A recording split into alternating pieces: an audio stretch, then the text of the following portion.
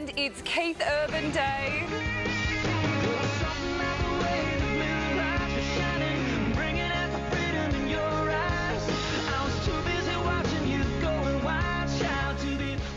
The megastar is my celebrity co-host on Monday, the 6th of July, 2015. Across Australia, this is a special edition of Sunrise with Sam and guest co-host Keith Urban.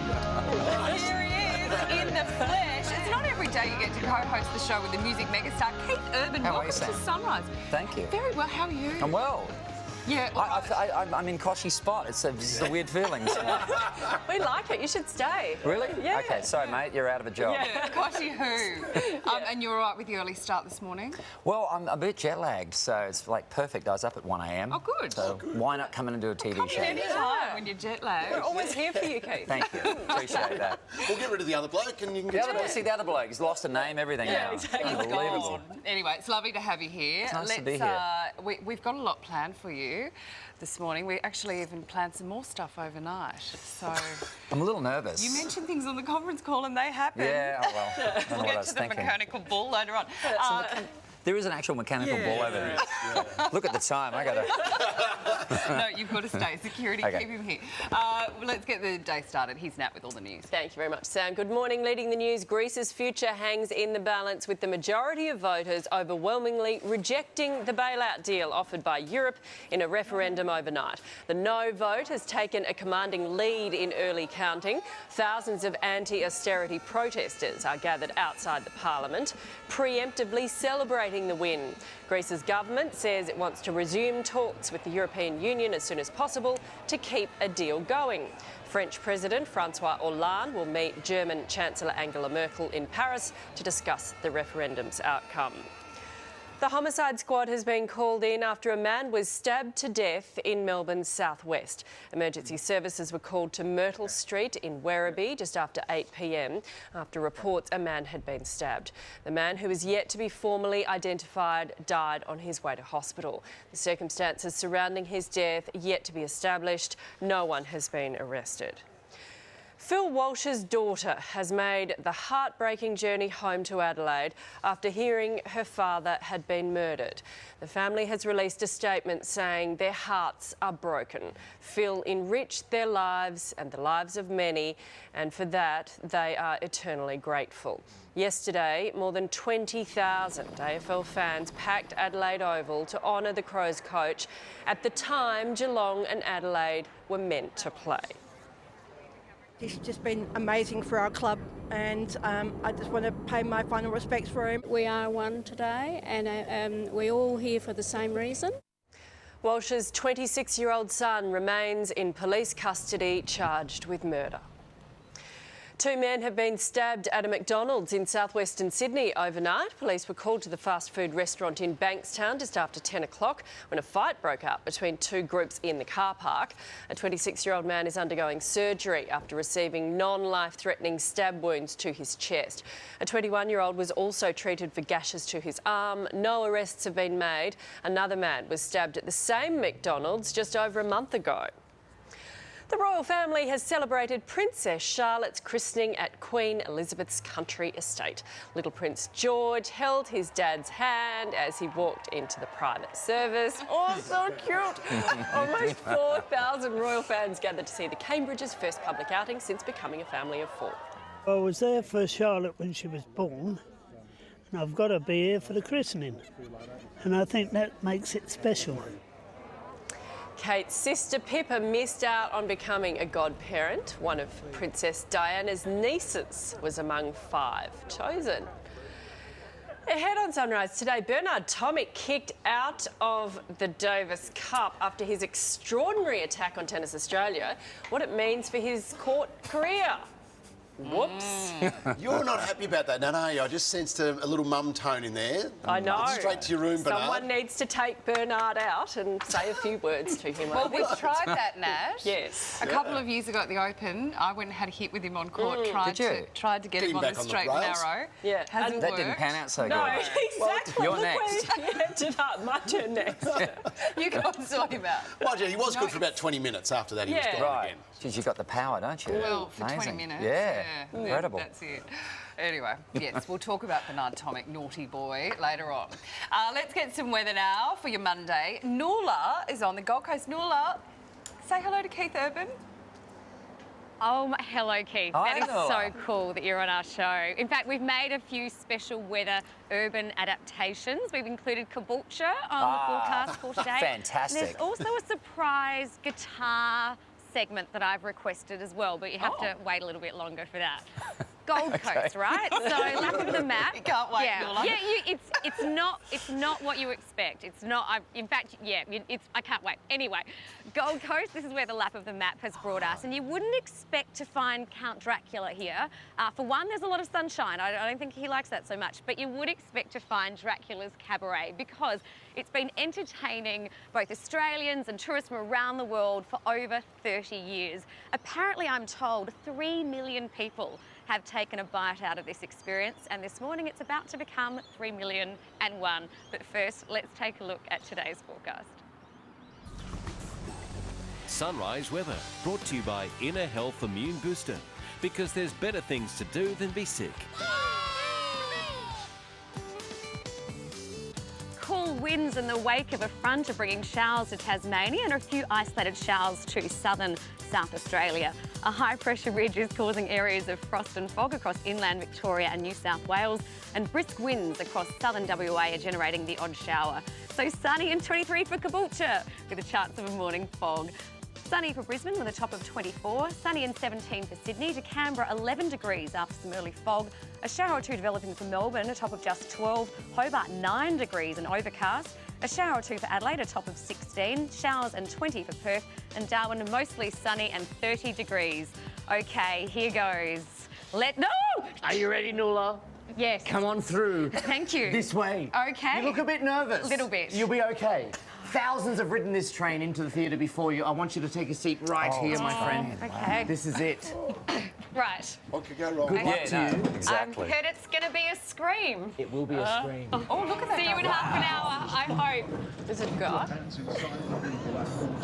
That's spooky. It's a woman. Like, those are the eyes. I know, I wouldn't be getting in a random train with that guy. For sure. Well, you might. Well, maybe I will. Keith! Come on, Sam. No, so well already. People know you much better than that. My reputation precedes me. Absolutely Thank you, does. Keith. I come from overseas and I know about it. Stop it. Incredible. Behave yourself. Coming up, the pressure intensifies on Essendon coach James Hird. Plus, Nick Kyrgios responds to suggestions he could boycott the Davis Cup. And of course, Taylor Swift's going to be hosting a glamorous 4th of July party. You can see those pictures coming up shortly.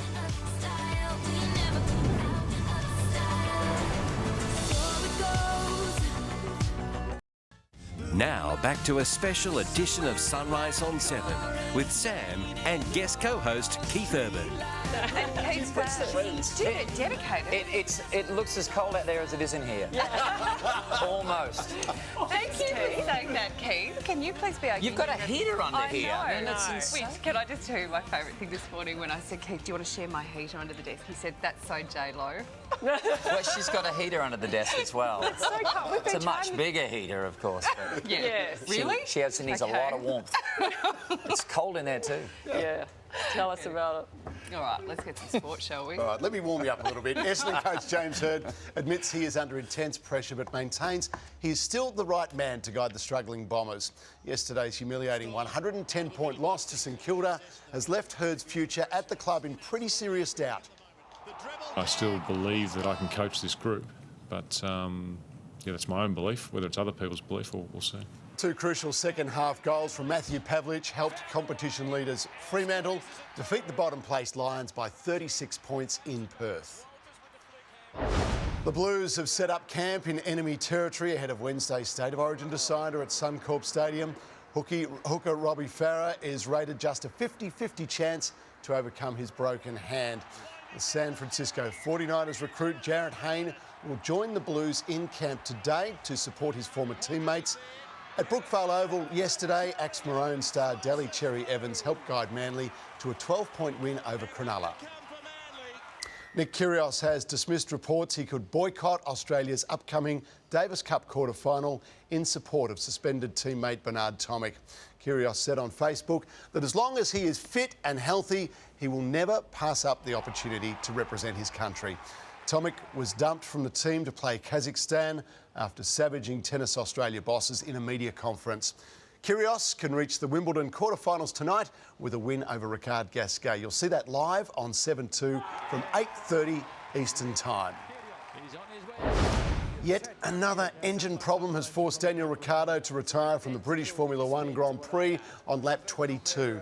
A late rain shower made for a chaotic finish at Silverstone, but it proved no problem for reigning world champion Lewis Hamilton, who won his home Grand Prix for the third time. Australia's Rowan Dennis has surrendered the leader's yellow jersey in stage 2 of the Tour de France. Aussie veteran Adam Hansen injured his shoulder in a crash, but soldiered on in rainy conditions. Andre Greipel won the stage in a pretty tight sprint finish. Swiss champion Fabian Cancellara is the new race leader in the Maillot Jaune.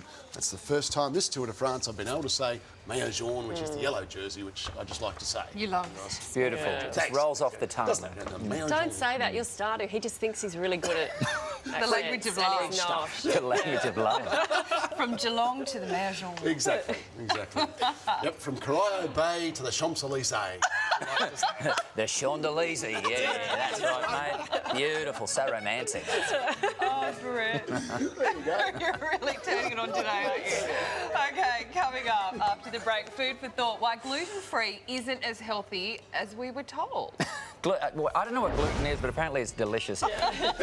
Next up, we have the christening of Princess Charlotte. A live report from the UK is straight ahead. Let me be your ruler. You can call me Queen Bee, and baby I'll rule. Welcome back, you right? It looks weird, isn't it? I'm doing this. Are you okay? I'm about to do the dive. Microphone issue? No, my thing unclipped. It's no American Idol, this show. No, I'll tell you what. You're okay. You can hear everything.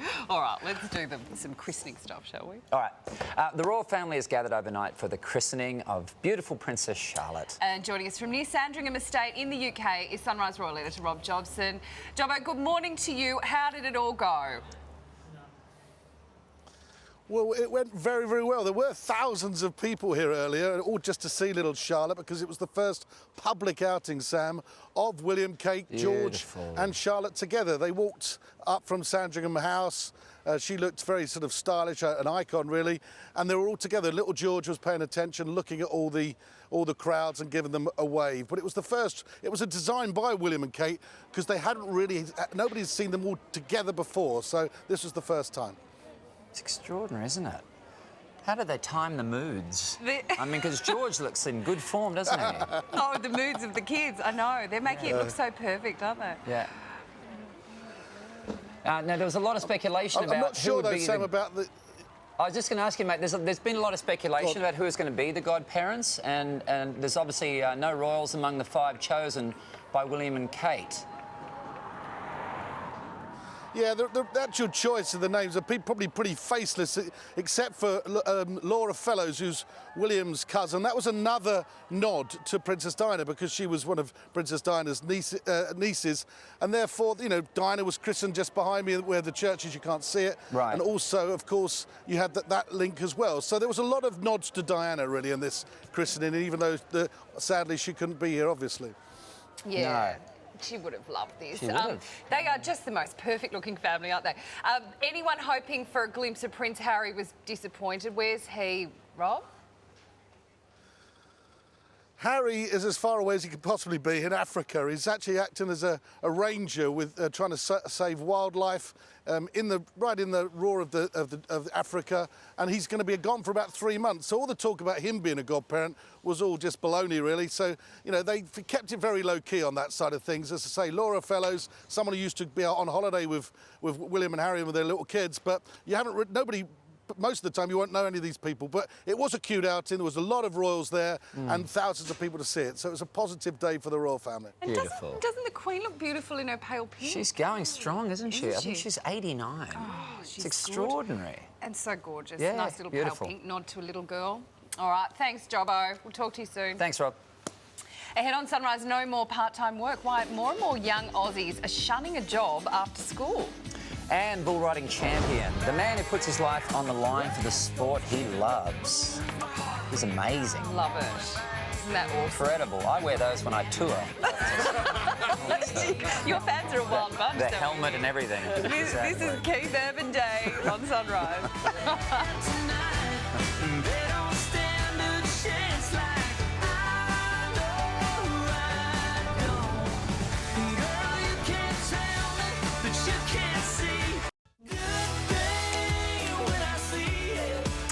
Welcome back to a very special edition of Sunrise. Keith Urban is filling Koshy's shoes all morning. I mean, yes. I mean, Koshy who, really, is what we're saying. Yeah. How are you going so far? We're, what are we, 23 minutes in? Yeah, I feel pretty good. Yeah? I feel like, I mean, it feels like 40 minutes, really. Yeah, we have that effect on people. Yeah. Mate, you're doing a great job. Thank you. Thanks very much. Thank you very much. You make me feel very welcome. Yeah. And you were just saying, go back to the States and then literally back on stage. You don't muck around. Tomorrow night in Boise, Idaho. Wow. Yeah. That's incredible. Do you want to come? So you just wish. Yeah. Can you? But when you're standing out there in Boise, will you be thinking, just yesterday I was sitting on set at Sunrise. What a spin out. That's all I'll be thinking about. It's all you guys. So you just flew in for the weekend? Yeah, I got in on Saturday, and because Nick's been down here shooting for Vogue out at Uluru. We saw the pictures in the paper. Yes. Yes. Beautiful, and I wish I could have come, but I already had shows booked. Right. You know, there's photo things are booked at the last minute, so my gigs are booked a long time in advance, and they just clashed. So Nick and the girls came down, and I finished up my shows on Wednesday night. I played in West Virginia, and then Thursday I got on a plane and I was here Saturday. Wow. And we head back today. Right. And what happens after Boise? Where do you go then? Do you know? Then we go up to Canada. We're doing Edmonton and all across Canada. Yeah. Fantastic. Your life very must just be exhausted for you. permanent jet lag. You probably don't know where you are most of the time. No, well, I'm in Melbourne now, aren't I? Yeah. Fantastic, so we're good. Pretty central. All right, well, we love having Keith Urban on today. And news is coming up on this very special edition of Sunrise. Plus, one of the world's most famous supermodels on how it all began. I was very much like a complete tomboy. It was just after sports day and I was in like my sports gear and my mum was like, hey, we're gonna go to this place real quick. Like did a photo, I was like, that was weird. Really? That was it. Like it wasn't a thought of like, I just did a shoot. Like I didn't even know what that was at that time. We sent Nat out to interview the supermodels. Yeah, thanks. Because I refused. It's like two supermodels together. Yeah, That's great. we're going one-on-one with Cara Delevingne. And stand by to win money from the cash cow. She's got $10,000 to give away. She might have found love. Well, she's a bit shy. That's disturbing right there, isn't it?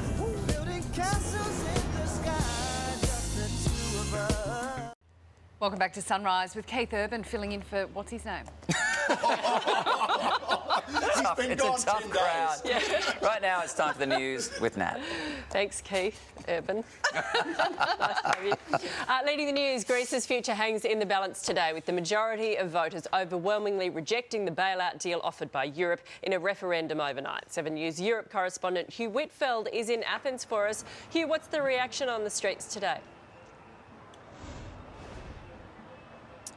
Well, Nat, the result hasn't been officially declared yet, but that isn't stopping the no supporters gathering here in Syntagma Square, the main square outside the Parliament here in central Athens. They are celebrating because by about 60% to 40%, the no vote here has won. It is a clear rejection of the austerity being proposed by Greece's creditors, the European Central Bank, the IMF and the Eurozone countries like Germany and France, who want their hundreds of billions of euros back after bailing out this country. It is a big mandate for Alexis Tsipras to go back to them and say no deal, and we will negotiate on Greece's terms. For the yes voters, there will be a real fear now that this country may pull out of Europe altogether, and there are some commentators already saying that, including a German minister saying that Greece has demolished the last bridge on which Europe and Greece could move towards a compromise. So tough days ahead, Nat. Yes, sounds like it, doesn't it? OK, thanks very much, Hugh. A man has been stabbed to death in Melbourne's southwest overnight. Emergency services were called to Myrtle Street in Werribee after reports a man had been stabbed. The man, who is yet to be formally identified, died on his way to hospital. The circumstances surrounding his death are yet to be established. No one has been arrested. Phil Walsh's family has reunited in Adelaide, issuing a heartbreaking statement about the Crows coach's death. The family says their hearts are broken. Phil enriched their lives and the lives of many, and for that they are eternally grateful. 20,000 AFL fans packed Adelaide Oval yesterday to honour the Crows coach at the exact time Geelong and Adelaide were meant to play. Phil Walsh's 26-year-old son has been charged with murder.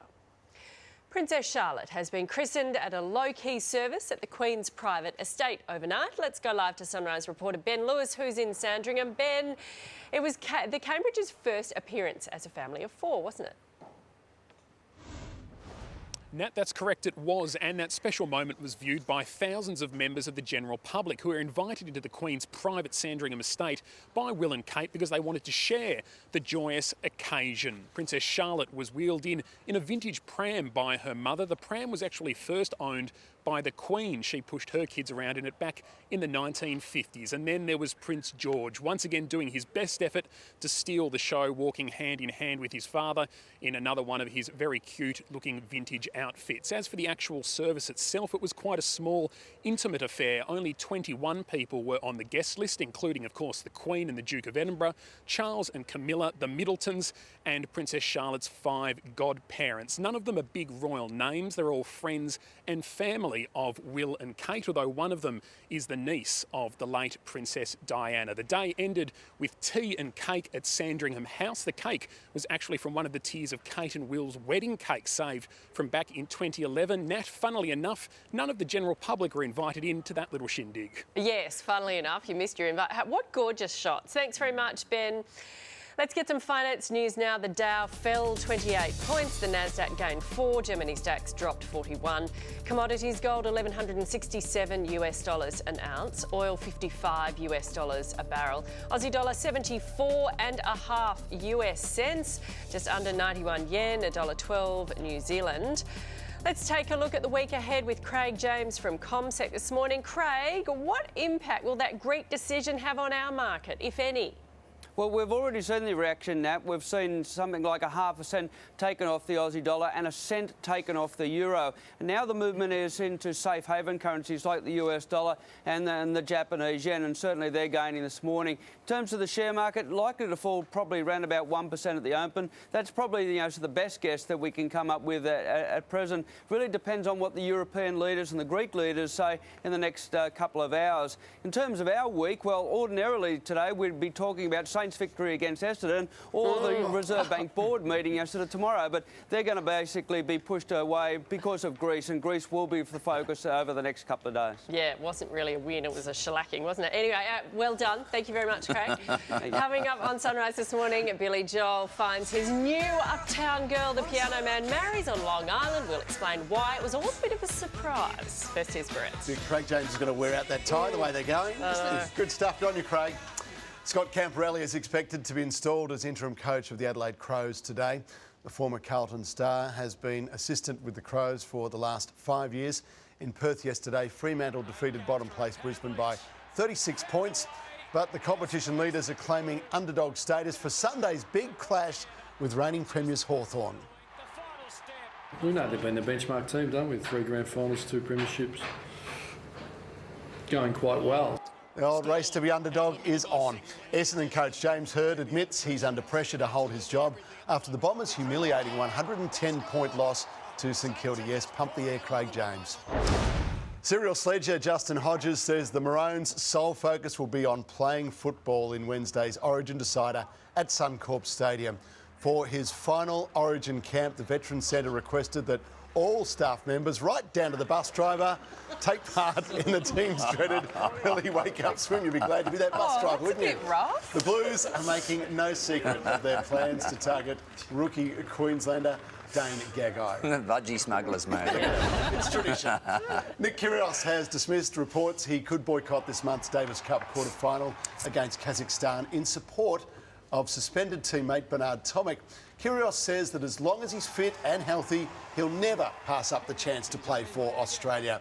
The 20-year-old can book a spot in the Wimbledon quarterfinals tonight. His clash with Ricard Gasquet headlines our live and free coverage. It's on 7-2 tonight from 8:30 Eastern Time. The Kookaburras have scored a dramatic last-gasp win over Belgium in the final of their World League event. Takes the flick and scores! Australia have done it with the final play of the day, the final play of the tournament. Chris Sorrello calmly converted the penalty corner to clinch a 1-0 win for the Aussies. The team has its sights on Olympic gold in Rio next year. Nuala is at a Gold Coast institution this morning, down at Dracula's. Nuala, how are you surviving so far? So far, so good, though that train ride was absolutely terrifying. I'm glad they'd faded down my audio because there were very blood-curdling screams going on there. But this is really interesting. We've actually come behind the scenes because to stay relevant for 30 years, the shows keep evolving, and that means all this high-tech stuff.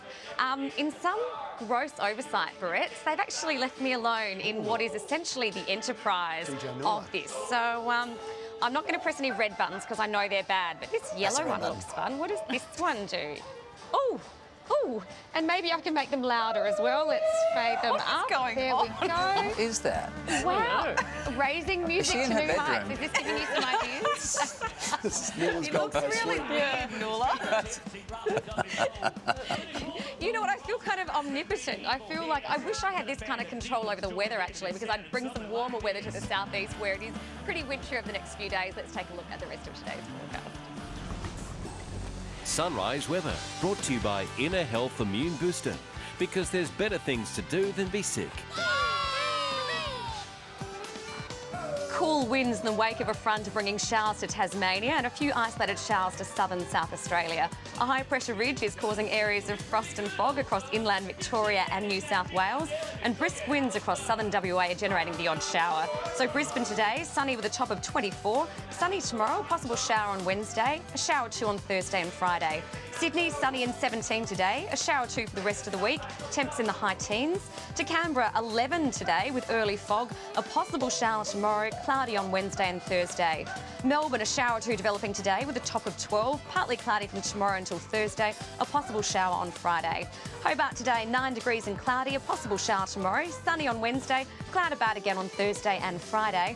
Adelaide, a shower or two today, a top of 16, showers clearing tomorrow, mostly sunny on Wednesday, and possible showers on Thursday and Friday. To Perth, showers and 20 today, showers tomorrow, possible shower on Wednesday, and mostly sunny on Thursday. And Darwin, mostly sunny and 30 today, partly cloudy tomorrow, sunny on Wednesday, and cloudy on Thursday.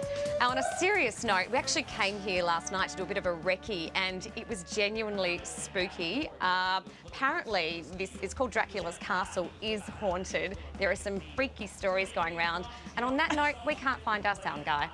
What? I don't know where he is. He was here this morning. Yeah. Who is it? Is it Petchy? I don't think that's abnormal for our It's sound Petchy. guy. Okay, Probably not. I think he's in the band. He's pretty wild. He's playing in the band in the background there. He'll be in the bar. Petchy goes MIA at the best of times. Okay, yeah, that's We'll no see great if worry. we can find him in the next half hour. All right. Thank you, Nuala. How would you like to win some cash? The Sunrise Cash Cow. The Cash Cow, or CC, as Keith Urban has just Yeah, so which that's is the hip very name for good. CC. Yes, we hadn't thought of that. Yeah. Nice ring to it. Has got 10 grand to give away this morning. To enter the draw, here is the code word you need, BOOST. Now phone 1902 557707, follow the directions, or SMS today's code word, your name and address to 19777 077. Lines close at 4:30 p.m. Australian Eastern Time, and we'll call this morning's winner very soon. Would you like Keith Urban to call your house this morning? Stay by the phone. That'd Can you be wake someone up, won't it? They wouldn't believe it. You have to put on your sort of huskiest voice. I'm a husky voice. Well, you know, That's Right. it, Sam. Here. It's his normal voice. Husky. We'll have Cece call. Yeah. She's mute. That goes mute. sort of goes a bit one way, that conversation, when she calls. All right, ahead on Sunrise, the new research claiming gluten-free foods are doing more harm than good. And the future for Bernard Tomac after he was dumped from the Davis Cup.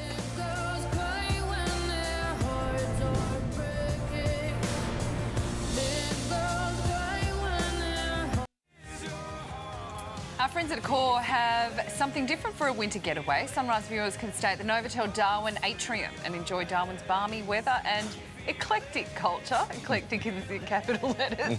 You will get a standard room for 2 people, including brekkie, for just $149 a night. You can book online or you can call 1300 032 844 and mention Sunrise. Do not adjust your set. Keith Urban is filling in for Kochie this morning. We are Trying honoured. to. You're doing very Trying well. to. Very well to be thrown in like this. Where is Kochie anyway? He is in Europe. Doing what? He's at a family wedding. Is he hiding? And then he went to Wimbledon to the members and, you know. As you do. Yeah, he's just swanning around basically. We're missing you, mate. We're not. Speak for yourself, Keith Urban. No, it's great to have you here. We're loving it. Thank you very much. Okay, now young Australians are turning down part-time work to focus on other aspects of their life, including study and sport. Just 31% of 15 to 19-year-old students have jobs, down from 37% a decade ago. Wow. It's a hot topic this morning, so let's bring in Darren Hinch and Patrick Condren. Morning, guys. Morning, Keith. Morning, Keith. How are you? That other lady that's with you? Wow. Jeez. It's a good thing you're in Brizzy, mate. Yeah, she can't get me from there. No, exactly. You'd be surprised. Now, Darren, what do you think? Should young students be making time to work? It's a different era, isn't it? Well, look, I'm the last person to ask about this because I left school at 15. I did not ever do homework. I didn't know what a high school dropout was, Keith, until I went to America and discovered that I was one.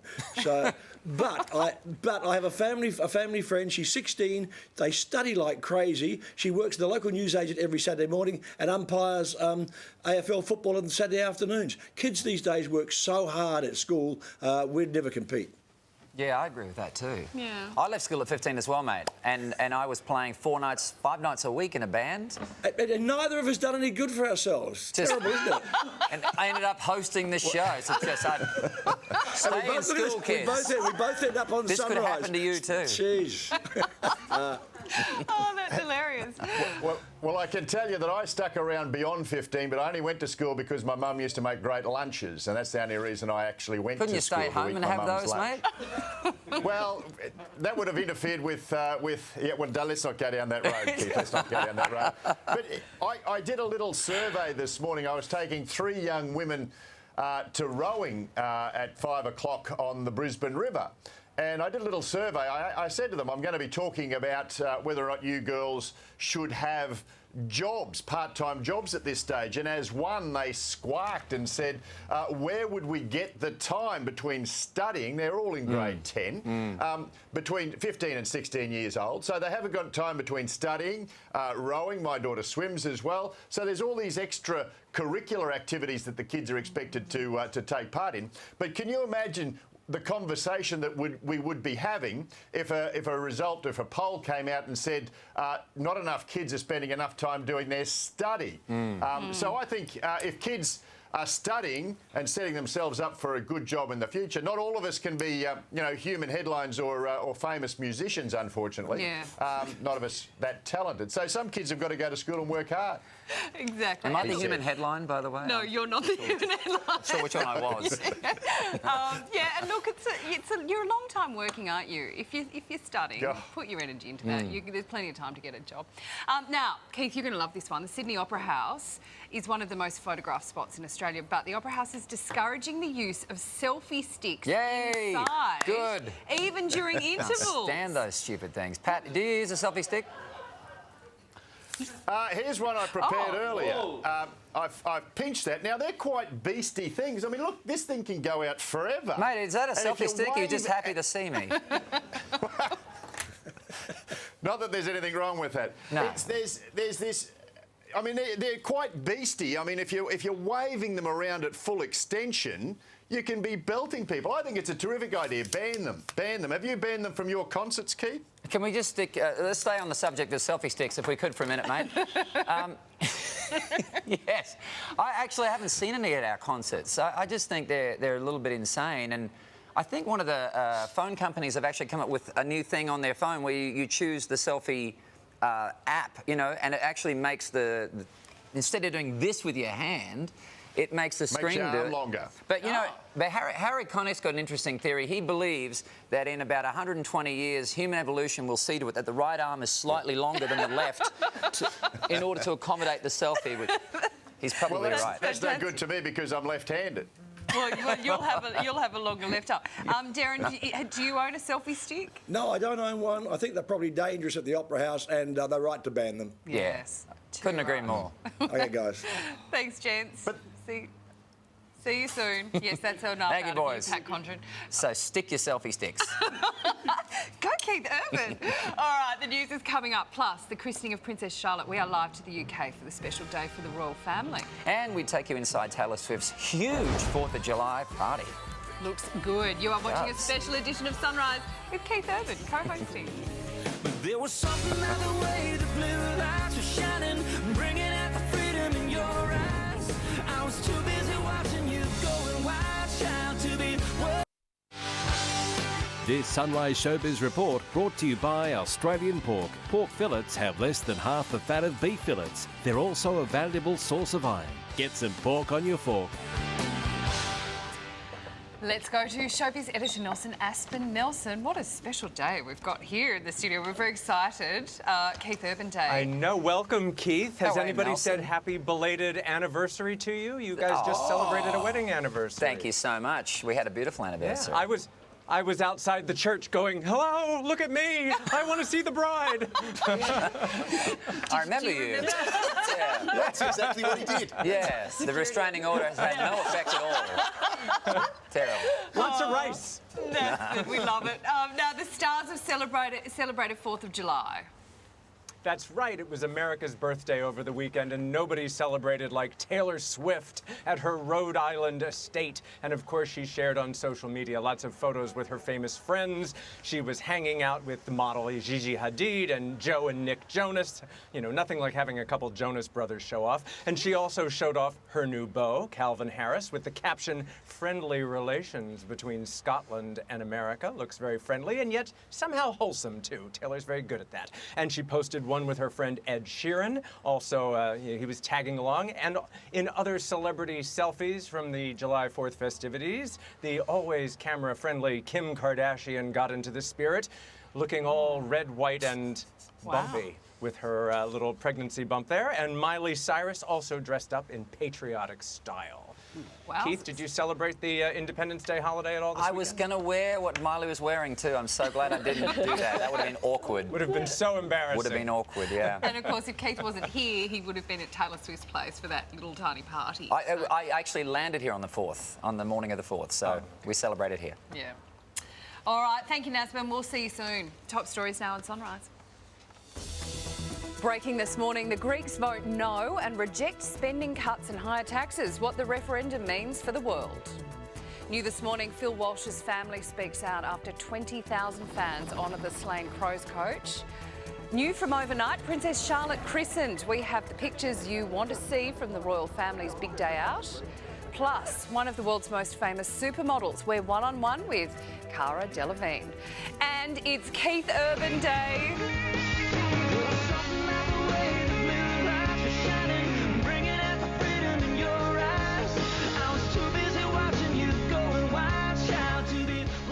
The megastar is my celebrity co-host on Monday, the 6th of July, 2015.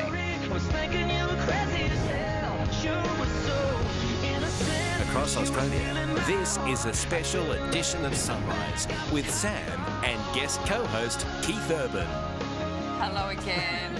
I'm co-hosting today with a music megastar. Keith Urban is here. Welcome. How are you, Sam? How are you? I'm well. Yeah. It's nice to be here. How are you going so far? Feels good. We're an hour in. You guys are so friendly and easy to hang out with. Oh. I don't know why I got you left. Yeah, exactly. I don't know why he needs a holiday at all. Anyway, it's great to have you here. Is it weird to have your own song playing you on. Be weird the to have show. someone else's. Yeah, actually, that's true. We're not doing that today. A very busy hour ahead. Let's get things started now with Nat and the news. Thank you very much, Sam, leading the news today. Thousands of no voters have begun celebrating in Athens after early referendum results showed Greeks have rejected the bailout offer from the country's creditors. 7 News Europe correspondent Hugh Whitfield is in Athens for us. Hugh, what is next for Greece? The big question. It is a huge question, Nat. Well, in the foreseeable future, there's going to be some partying from the no supporters. There are thousands of them gathering here in Syntagma Square outside the nation's parliament. The Prime Minister has addressed the country a short time ago, Alexis Tsipras, saying this is not a mandate against Europe. Many saw a no vote rejecting Europe and the Eurozone as a whole. He maintains that Greece can still have a place in Europe and in the Eurozone, but just reject the austerity and the deal that was being offered by the creditors who are owed nearly $500 billion Australian dollars. It is going to be very difficult for him to come to the table now, though. It is going to be a bitter pill for the European leadership to swallow after all the tough fighting talk from Greek ministers here over the last couple of days. The Prime Minister says there needs to be goodwill on both sides to work out a deal so that Greece can pay back some of its debts, although he would like to see some debt relief and to have debts completely written off. So a party here in central Athens tonight and some very busy days ahead across Europe as people like Angela Merkel and Francois Hollande, the German Chancellor, and the French President try to work out how they're going to deal with this Prime Minister here who has a big mandate from the people. Nat? Yep, few decisions to be made. OK, thanks, Hugh. Homicide detectives have been called in after a man was stabbed to death in Melbourne's southwest. Emergency services were called to Myrtle Street in Werribee just after 8 p.m. after reports a man had been stabbed. Paramedics tried to revive him, but he died on his way to hospital. Police are still trying to determine his final moments. 2 men are in hospital after they were stabbed in a McDonald's car park in southwest Sydney overnight. Police were called to the fast food restaurant in Bankstown just after 10 p.m. when a fight broke out between 2 groups. A 26-year-old man is having surgery after suffering non-life-threatening stab wounds to his chest. A 21-year-old was also treated for gashes to his arm. No one has been arrested at this stage. Phil Walsh's daughter has returned home to Adelaide to reunite with her heartbroken family after the coach of the Adelaide Crows died. Sunrise correspondent Amanda Backman joins us now. Morning, Amanda, to you. Now, the family have released a statement. That's right, Nat. They released a statement overnight thanking everybody for their kindness, sympathy and support over Phil Walsh's death. The statement says that their hearts are broken and that how much they miss him is beyond measure. It goes on to say, Phil enriched our lives and the lives of so many, and for that we are eternally grateful. Now, just how many lives he did enrich was indicated yesterday when more than 20,000 people turned out to Adelaide Oval to pay tribute to the murdered coach. They had a minute's silence and then spontaneous applause broke out. And then when the siren sounded at what should have been game time, the fans all flooded out into the Oval and kicked the footy and just paid their respects. It was really emotional there, really heartwarming to see such community support. Here at Crows headquarters, of course, the team does have to go on. They've got a team meeting here this morning where it's expected an interim coach will be announced, and he will have a challenging task ahead as this team tries to mentally prepare for next week's match against West Coast in Perth. Yeah, Amanda, no word yet on what on earth happened in that house? No, look, I mean, police obviously are saying that the investigation is very much still in its early stages, Nat. We know the facts basically that we knew on Friday, and that is that there was some kind of altercation. OK. Thanks very much, Amanda. In other news, thousands of royal fans have flocked to the Queen's private country estate for Princess Charlotte's christening. Sunrise reporter Ben Lewis joins us from Sandringham this morning. Did you catch a glimpse of the little princess, Ben? Nat, I must admit I didn't catch much of a glimpse at all, but thousands of people had a fantastic view of Princess Charlotte, and that's exactly the way that the Duke and Duchess of Cambridge wanted it. They wanted to share this joyous day, and so they opened the gates of the Queen's normally private Sandringham estate. Thousands of people lined the paths to see the 4 members of the family together for the first time, and it was quite a shot, with Princess Charlotte being pushed along in a stroller by her mother. That pram was actually originally owned by the Queen back in the 1950s, and Prince George holding hands with Prince William. Very cute pictures indeed. He always seems to be trying to upstage his little sister. I wonder if that'll continue into the future. The service itself was quite small and intimate inside the church. Just 21 people on the guest list, the Queen, the Middletons and the 5 godparents. An interesting fact too, Nat, the church is the same one where Princess Diana was baptised back in 1961. Oh, yeah, gorgeous pics, gorgeous day. Thanks very much, Ben. Coming up, it is the popular diet followed by millions of people right around the world. But could gluten-free be doing more harm than good for some people? We have your first look at new research that reveals what we should and shouldn't be eating. Let's get some finance news now. Dow fell 28 points. Nasdaq gained 4 in Germany's DAX, dropped 41 points. Commodities, gold is at $1,167 an ounce. Oil $55 a barrel. Aussie dollar down to 74.5 US cents, 91 yen, $1.12 New Zealand. Let's take a look at the week ahead now. Craig James joins us from ComSec. Craig, how will the Greek decision impact on global markets and our market? Well, in terms of the Australian dollar, we've already seen the reaction. As you mentioned, it got down to 74.5 cents, but you can see over my right shoulder that the Aussie dollar is recovering. It's now at around about 74.8 cents, so it's gained around about 1/3% from the low. So things starting to stabilise now after that vote. In terms of the share market today, well, our best guess scenario is that the share market could fall around about 1%. It's not because of anything we've done down here, because of the uncertainty about what happens in Greece, but we'll have to see the way that one plays out. The European leaders are scheduled to have a discussion on Tuesday to be able to decide where we go from here. So a lot of uncertainty over the remainder of the week. Reserve Bank Board meets on Tuesday. We've got our employment figures coming out on Thursday. So they're the two biggies in terms of our domestic schedule. OK, we'll watch out for those. Thanks very much, Craig. Here's Barrett's. Now, Essendon coach James Hird admits he's under intense pressure but maintains he is still the right man to guide the struggling Bombers. Yesterday's humiliating 110-point loss to St Kilda has left Hird's future at the club in some pretty serious doubt. I still believe that I can coach this group, but yeah, that's my own belief. Whether it's other people's belief, we'll see. 2 crucial second-half goals from Matthew Pavlich helped competition leaders Fremantle defeat the bottom-placed Lions by 36 points in Perth. The Blues have set up camp in enemy territory ahead of Wednesday's State of Origin decider at Suncorp Stadium.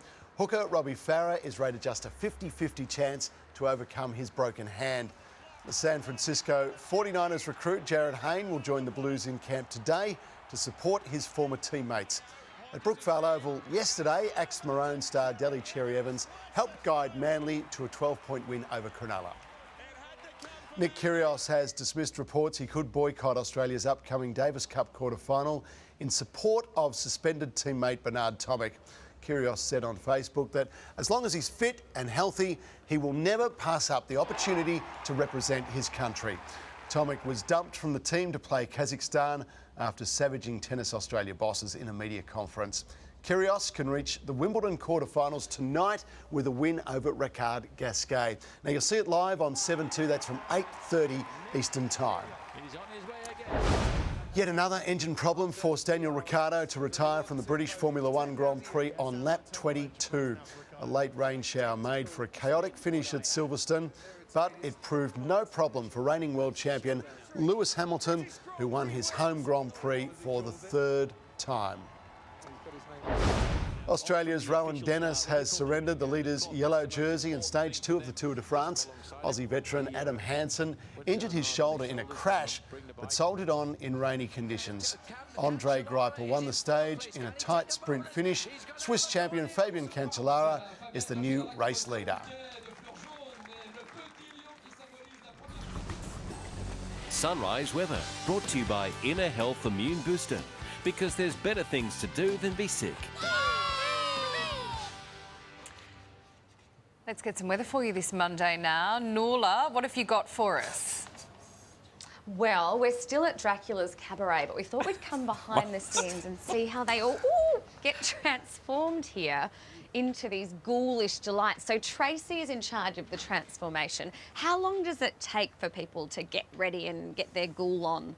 About anywhere between 30 minutes to an hour. Oh, well, I'm learning all about these kind of tricks that they use. So if we look at what's spine over there, those contact lenses. We need to get some of those. They are super. You can't look too directly at them because it's a little bit freaky.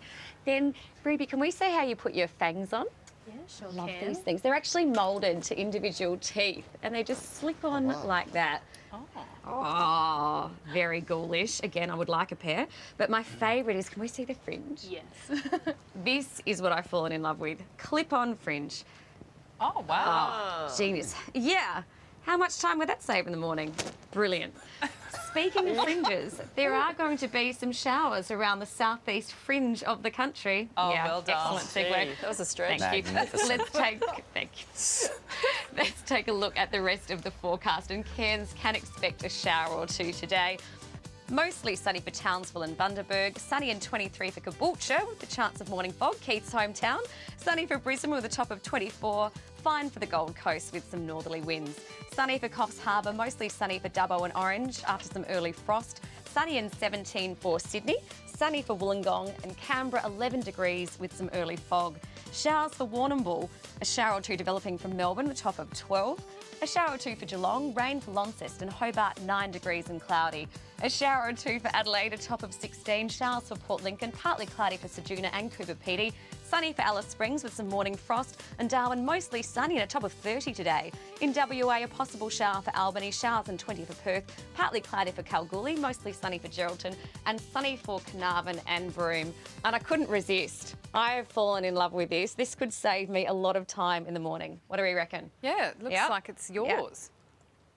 Nice one. Wow, there was a lot of silence before that, Sam. No, but, it's a good look. It's very good. No Beatles-esque, but it's lovely. Thank you, Nuala. We'll see you soon. Thanks, guys. All right, now the government in Greece is claiming a mandate for less stringent conditions for the bailout of its economy. Tens of thousands of Greeks turned out to have their say on the future direction of their country. The Greek Prime Minister called on his people to reject creditor austerity measures demanded in return for more funding. Greece now faces an uncertain future. Residents have been hoarding food and stockpiling cash, fearful the economy could collapse. Sunrise Foreign Editor Dr Keith Suter joins us, the other Keith as we're calling him this morning. Keith, great to see you. Over 60% voted no. Is that what you expected? No. Yesterday morning on the program we were talking about it being very evenly balanced, so the government has got even more of a mandate than was being suggested yesterday. So the Prime Minister will be very happy with this result. And it creates even more of a dilemma for the European leaders who keep talking about democracy, where here you've had democracy in action. So does this mean that the Prime Minister of Greece is a bit more stable in his position? Yeah, absolutely. Yeah. Well, he's certainly stable, but the problem is, as the country slides into further chaos, the worry is it'll just break up. 40% did say no. Did say accept it, the offer from the Europeans.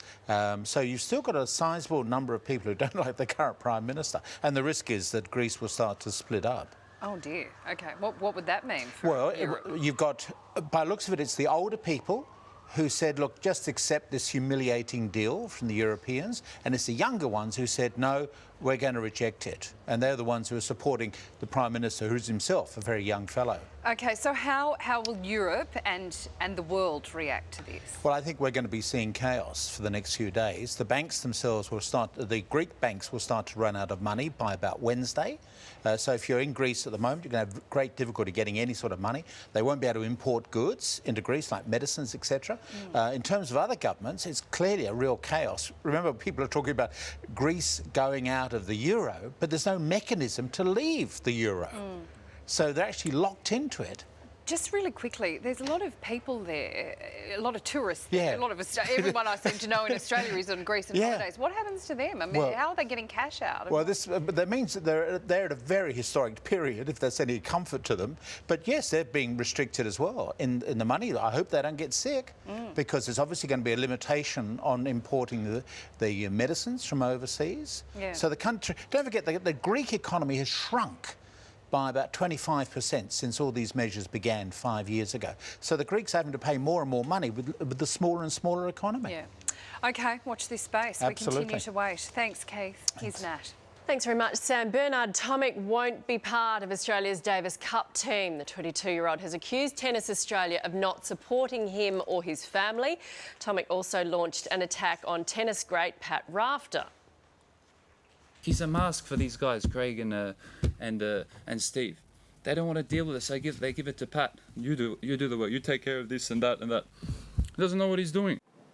Tennis Australia has rejected Tomic's allegations. And for more, I'm joined by Tomic's former coach, Neil Guiney. Neil, good morning to you. You have known him since he was a junior. Does he deserve to be banned? Good morning, Nat. Yes, I think so, but it's just for this Davis Cup that's coming up. It's not a lifetime ban or anything. Most sporting groups have got their rules, and if you break them, you might miss a game or a couple of games or more. So I don't think it'll worry Bernard too much. He said he wasn't going to play anyway. So I think it's fine. What do you think of his behaviour when you look at it? Well, I've never seen him in that sort of mood before. He sort of lost it, as far as I'm concerned. He's usually very calm and very cool, Bernard, and that outburst was un-Bernard-like. Yeah. Because some people are saying this is a Jelena Dokic type of situation, that he is under a lot of influence from his father, and he can't sort of get out of that, and he's sort of saying what his father means. Yeah, I think that's very close to the mark. John's a very dominant person. Bernard's been the victim of this in one way or another, and so it sounded almost like his father when Bernard was, on television there complaining, but and it may be he's just copying what his father said. That's how it sounded to me. So what would you say to him, to Bernard? Well, the first thing he's got to do is apologise, I think, otherwise it'll just go on and on. And the Tennis Australia guys are at Wimbledon, and I assume he's still there. And so if he gets an opportunity, I think he should get and talk to them and explain that he lost it, and then behave differently in the future. You know, it's a learning curve, but I thought he would have learned his lessons by now. Yeah, well, hopefully we all make mistakes and apologies go a long way, don't they? Thanks so much. I think so. Yeah, thanks so much for joining us, Neil. Back to Sam. No, it's a pleasure. Bye. Thanks, Nat. Nice one there. Very interesting, isn't it? Now, this is the growing diet trend followed by celebrities around the globe, but it seems gluten-free isn't always a healthier choice. New research has found there is little or no nutritional value when compared to regular food. A new study of more than 3,000 products found lower levels of protein in gluten-free foods, but similar amounts of sugar and sodium. Around 280,000 people have the gluten intolerance condition celiac disease. Seven's health editor Dr. Andrew Rochford joins us now. Andrew, good morning. Morning, Sam. Are you surprised at these findings? Not really. Gluten-free diet somehow kind of gained this traction around the world as being something as a healthy option. The reality is, for about the 280,000 people that have celiac disease, it's a necessity. These people can't survive. Fortunately, their body attacks their small intestine if they eat gluten. Everybody else sort of jumped on the bandwagon, a lot of good marketing, a lot of people saying it's a healthy option. But this research now shows that if you don't have celiac disease and you're trying to eat healthy, removing gluten from your diet doesn't necessarily mean that the foods that you're eating are going to have any more nutritional value than just regular foods. OK, so if you're not gluten intolerant, is there any benefits at all to cutting gluten out? Oh, not really. I suppose there's a lot of foods that do have gluten in them that have a lot of other things in it, carbohydrates, and when it comes to losing weight, a lot of the time people see results from it. So did it just get caught up in that we're not eating bread and then it spread from there? A little bit. I think people kind of sat back and thought, well, I'm starting to feel better, I'm not so bloated, I might have another reason why these gluten-free foods might be making me feel unwell. So then we all started calling gluten the villain. But the reality is there's no evidence to say that gluten is actually bad for you. And we need to be careful when we're making choices about our health, that we're not saying that, well, it's gluten-free, which means it's healthy, because it could be all the salts and the sugars and everything else that's bad in there that you don't need. OK, so think about it. Yes, exactly. All right. Andrew Rochford, great to see you. Thank you Thanks, for that. Sam. OK. Welcome back, Keith. Hi. I was just over there. Just had some brekkie. Just had a little having rest. a little bit of gluten. Gluten You're on not eggs. gluten-free, are you? You're No. hiding over there behind all the gluten products. Yeah, I was, admiring them admirably. All right, what have we got now? The royal family has gathered overnight for the christening of Princess Charlotte. Joining us from New Sandringham Estate in the UK is Sunrise Royal Editor Rob Johnson. Jobbo, good morning again. Now, it was a small christening service, but gee, these two just know how to do it, don't they? Very cute little service. Morning, Sam. Morning, Keith. Yeah, they certainly do. There were only 21 members of the royal family and members of Kate's family actually in the private service. But outside, they had opened up the paddock, which is just behind me. I know you can't really see it now, but the paddock area had, a few hours ago, had 1,000 or 2,000 or so people in there, general public, so they could walk from the Queen's Sandringham House and make their first joint public appearance with little George, Charlotte and William and Kate. So it was quite a historic moment, really, as well, and we're really well appreciated by the crowd. Oh, I'm sure that was. Hey, listen, there was a lot of speculation about who the godparents would be. William and Kate, they chose 5? Is that right? Yeah, they did. They chose 5. The key name was Laura Fellows, who was Princess Diana's niece, her sister's daughter. So she was the key name. But they had a couple of friends, Thomas Friend Strawbrandsey and James Mead, who read a reading. They are William's friends. And there was a cousin of Kate's, Adam Middleton, as well as Sophie Carter, her friend that she used to socialise with at university and school. So, you know, there were a few, there wasn't really names from members of the royal family. Everyone had said that it could be Pippa Middleton, it could be Harry, but Harry's out of the country anyway in Africa, and they don't like to give it to sort of direct members of the royal family. No, I understand that. Hey, listen, after the service, there was a tea for the christening guests, is that right? Yeah, the tea took place at Sandringham House, which is behind me, behind that gate, and that was thrown by the Queen, and so all the 21 members who were actually inside, along with the Archbishop of Canterbury, who carried out the service, were all invited back for tea with the Queen. We, on the other hand, are the last people standing here, and we've just had a bat swooping down on top of us, so it's quite fun. Broadcasting from Sandringham House. Yeah, when you're there after everybody else has gone home. We appreciate it. Hey, George is such a little firecracker, isn't he? Such a boy, and he just does not stop. And that cute little outfit, the red shorts. Yeah, I was picturing Rob in the red shorts, actually. Were you?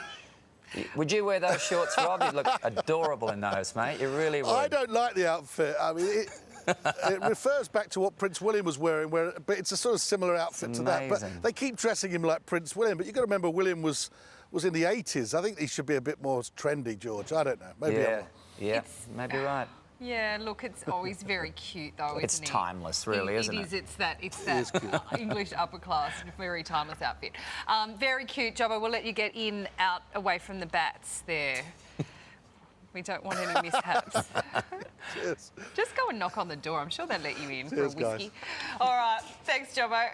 See you, mate. Ahead this Monday, No Bull, the rodeo rider, risking his life for the sport he loves.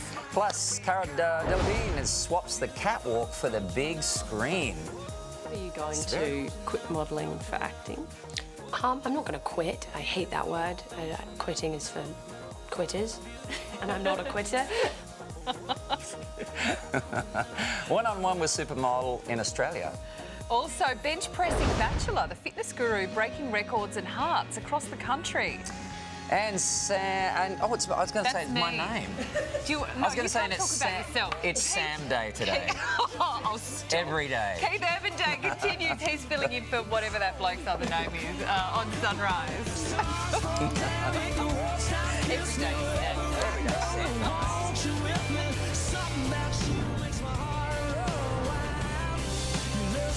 Sam.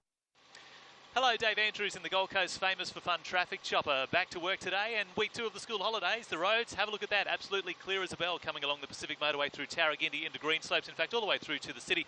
Looking fairly good. Back on the M12, no hold-ups as you come up through Slacks Creek, up past that Springwood stretch, moving at speed. And explore the Gold Coast Humpback Highway on a whale-watching adventure like no other. Don't miss your chance to witness this spectacle. Book now at visitgoldcoast.com, and I'll check the roads again for you shortly, right here on Sunrise. Now back to Sunrise on 7 with Sam and Keith Urban filling in for Koshi. Oh, we forgot about Koshi. You have to eat your breakfast quickly here, don't you? You do, don't you? I'm like shoving it down there. A Chico roll.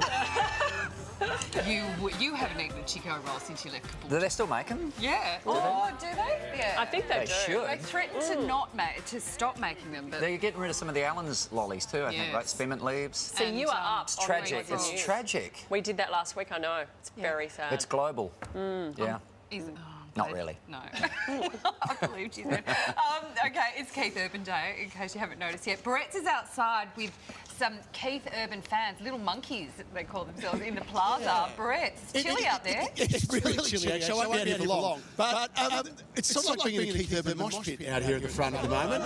Because the girls have come. Keith, you'll be very impressed. The people have come from all over Australia. Lisa's from Coonabarra, Brad. Lisa, did you have a question you'd like to ask Keith while you've got him? Yes, just wondering when the next concert in Australia is going to be. Oh. When's the next concert? Tuesday. No, I wish it was. Next year we're going to tour. I don't know when exactly, but... Definitely next year. Yeah. It's on for... That's commitment for you, Lisa. Worth coming from Coonabarra, Brad. Can I take you for another question? Where else do we have another question down the front? Yes, go. Are you going to come to Tamworth this year? Next coming? I don't know. I'd like to. Nick and the girls have never been to Tamworth. I'd like to take them sometime. Oh, so can nice. Keith take the family? Would that be okay? Yes. Yeah. Yes. You can That's stay fine. with them. Would you like to do a quick question? You got a question? Okay, so some of the girls that look, they're finding it a bit difficult because it's a big moment out here at the moment, and they're very cold. So we're just going to enjoy the moment here. Look, we've got signs. Drove 1,200 Ks to see you, Keith, this morning. Oh, wow. Tamworth wants you. This is an orchestrated campaign by Tamworth to get you and Nick and the kids there. It's working. Yeah, it'll happen. Okay, let's just lock that in, shall we, for next year? Tamworth. Look, we'll come as well. Now that we're mates, we're all coming. Yeah, you come up too, mate. Do you mind taking all of us? I'll take the whole lot. Yeah, okay. We'll do sunrise in Tamworth on the morning of Keith's concert. I think it's a no-brainer. Okay. Lock us in. There you go. All right, Tamworth will be there. Do you want to? Would the kids be watching? Yeah. They'll be awake by now. Yeah, sure. Nick and the girls are watching. Hi, Munchkin. Hi, Fifi. They're out there. Nick's watching right now, hopefully. They better be. They should be. If they're watching the other mob, they're in trouble. Yeah. What other mob? It's news time now. Here's Nat. Don't hit Keith, though. I didn't hit him behind him. Stay away. Thank you. Me. Over to the news. Greece's future hangs in the balance this morning with the majority of voters overwhelmingly rejecting the bailout deal offered by Europe in a referendum overnight. The no vote has taken a commanding lead in early counting. Thousands of anti-austerity protesters are gathered outside the parliament, preemptively celebrating the win. Greece's government says it wants to resume talks with the European Union as soon as possible to keep a deal going. The homicide squad has been called in after a man was stabbed to death in Melbourne's southwest overnight. Sunrise reporter Michael Felgate is at Werribee this morning. Michael, has anyone been arrested over this?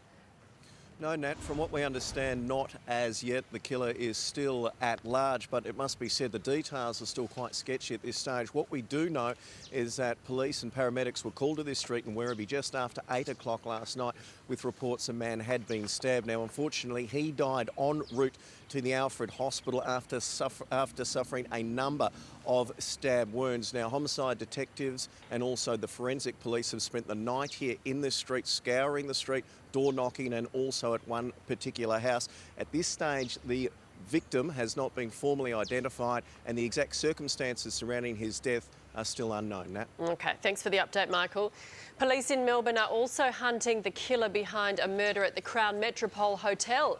The victim, aged in his 30s, died after his neck was slashed during an altercation early yesterday morning. There's an element of violence which is distressing. We certainly believe it's been a violent event. It's troubling. The murder is believed to be the first at a Crown complex since the first one opened 21 years ago. Phil Walsh's family has reunited in Adelaide, issuing a heartbreaking statement about the death of the Crows coach. His family says their hearts are broken. Phil enriched their lives and the lives of many, and for that they are eternally grateful. 20,000 AFL fans packed Adelaide Oval yesterday to honour the Crows coach. At the time, Geelong and Adelaide were meant to play. Phil Walsh's 26-year-old son has been charged with his murder. A nationwide search is underway for 2 Queensland girls who haven't been seen since Thursday night. 14-year-old Holly and 13-year-old Emma disappeared from the Gold Coast hinterland. Police believe they may have crossed the border into New South Wales together. Anyone who has any information on these two girls is urged to call Crime Stoppers. Let's get a sports update. Here's Barrett's. Scott Camporelli is expected to be installed as interim coach of the Adelaide Crows today. The former Carlton star has been assistant with the Crows for the last 5 years. In Perth yesterday, Fremantle defeated bottom place Brisbane by 36 points, but the competition leaders are claiming underdog status. Of course they are, for Sunday's big clash with reigning premiers Hawthorn. We know they've been the benchmark team, don't we? 3 grand finals, 2 premierships. Going quite well. Essendon coach James Hird admits he's under pressure to hold his job after the Bombers' humiliating 110-point loss to St Kilda. Serial sledger Justin Hodges says the Maroons' sole focus will be on playing football in Wednesday's Origin decider at Suncorp Stadium.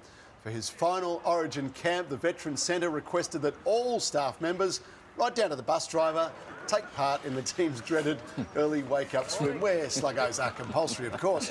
The Blues are making no secret of their plans to target rookie Queensland winger Dane Gagai. Nick Kyrgios has dismissed reports he could boycott this month's Davis Cup quarter-final against Kazakhstan in support of suspended teammate Bernard Tomic.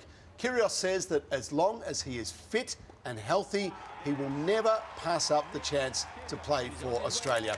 The 20-year-old can book a spot in the Wimbledon quarterfinals tonight. His clash with Ricard Gasquet headlines our live and free coverage. It's on 7-2 tonight from 8:30 Eastern Time. The Kookaburras have scored a dramatic last-gasp win over Belgium in the final of their World League event. Takes the flick and scores! Australia have done it with the final play of the day, the final play of the tournament. Way to go. Chris Sorrello calmly converted the penalty corner to clinch a 1-0 win for the Aussies. The team now has its sights on Olympic gold in Rio next year. I just can't imagine Nuala with fangs as a vampire, but this morning she is at Dracula's on the Gold Coast. Nuala? Yeah, and where is the garlic necklace when you need one? I'm feeling slightly surrounded here. The vampires have taken over the theatre. Thankfully, it's going to be a sunny day here on the Gold Coast. That's going to be our saviour. Let's take a look at what the rest of the weather is doing around the country. Sunrise weather, brought to you by Inner Health Immune Booster, because there's better things to do than be sick. Cool winds in the wake of a front are bringing showers to Tasmania and a few isolated showers to southern South Australia. A high-pressure ridge is causing areas of frost and fog across inland Victoria and New South Wales. And brisk winds across southern WA are generating the odd shower.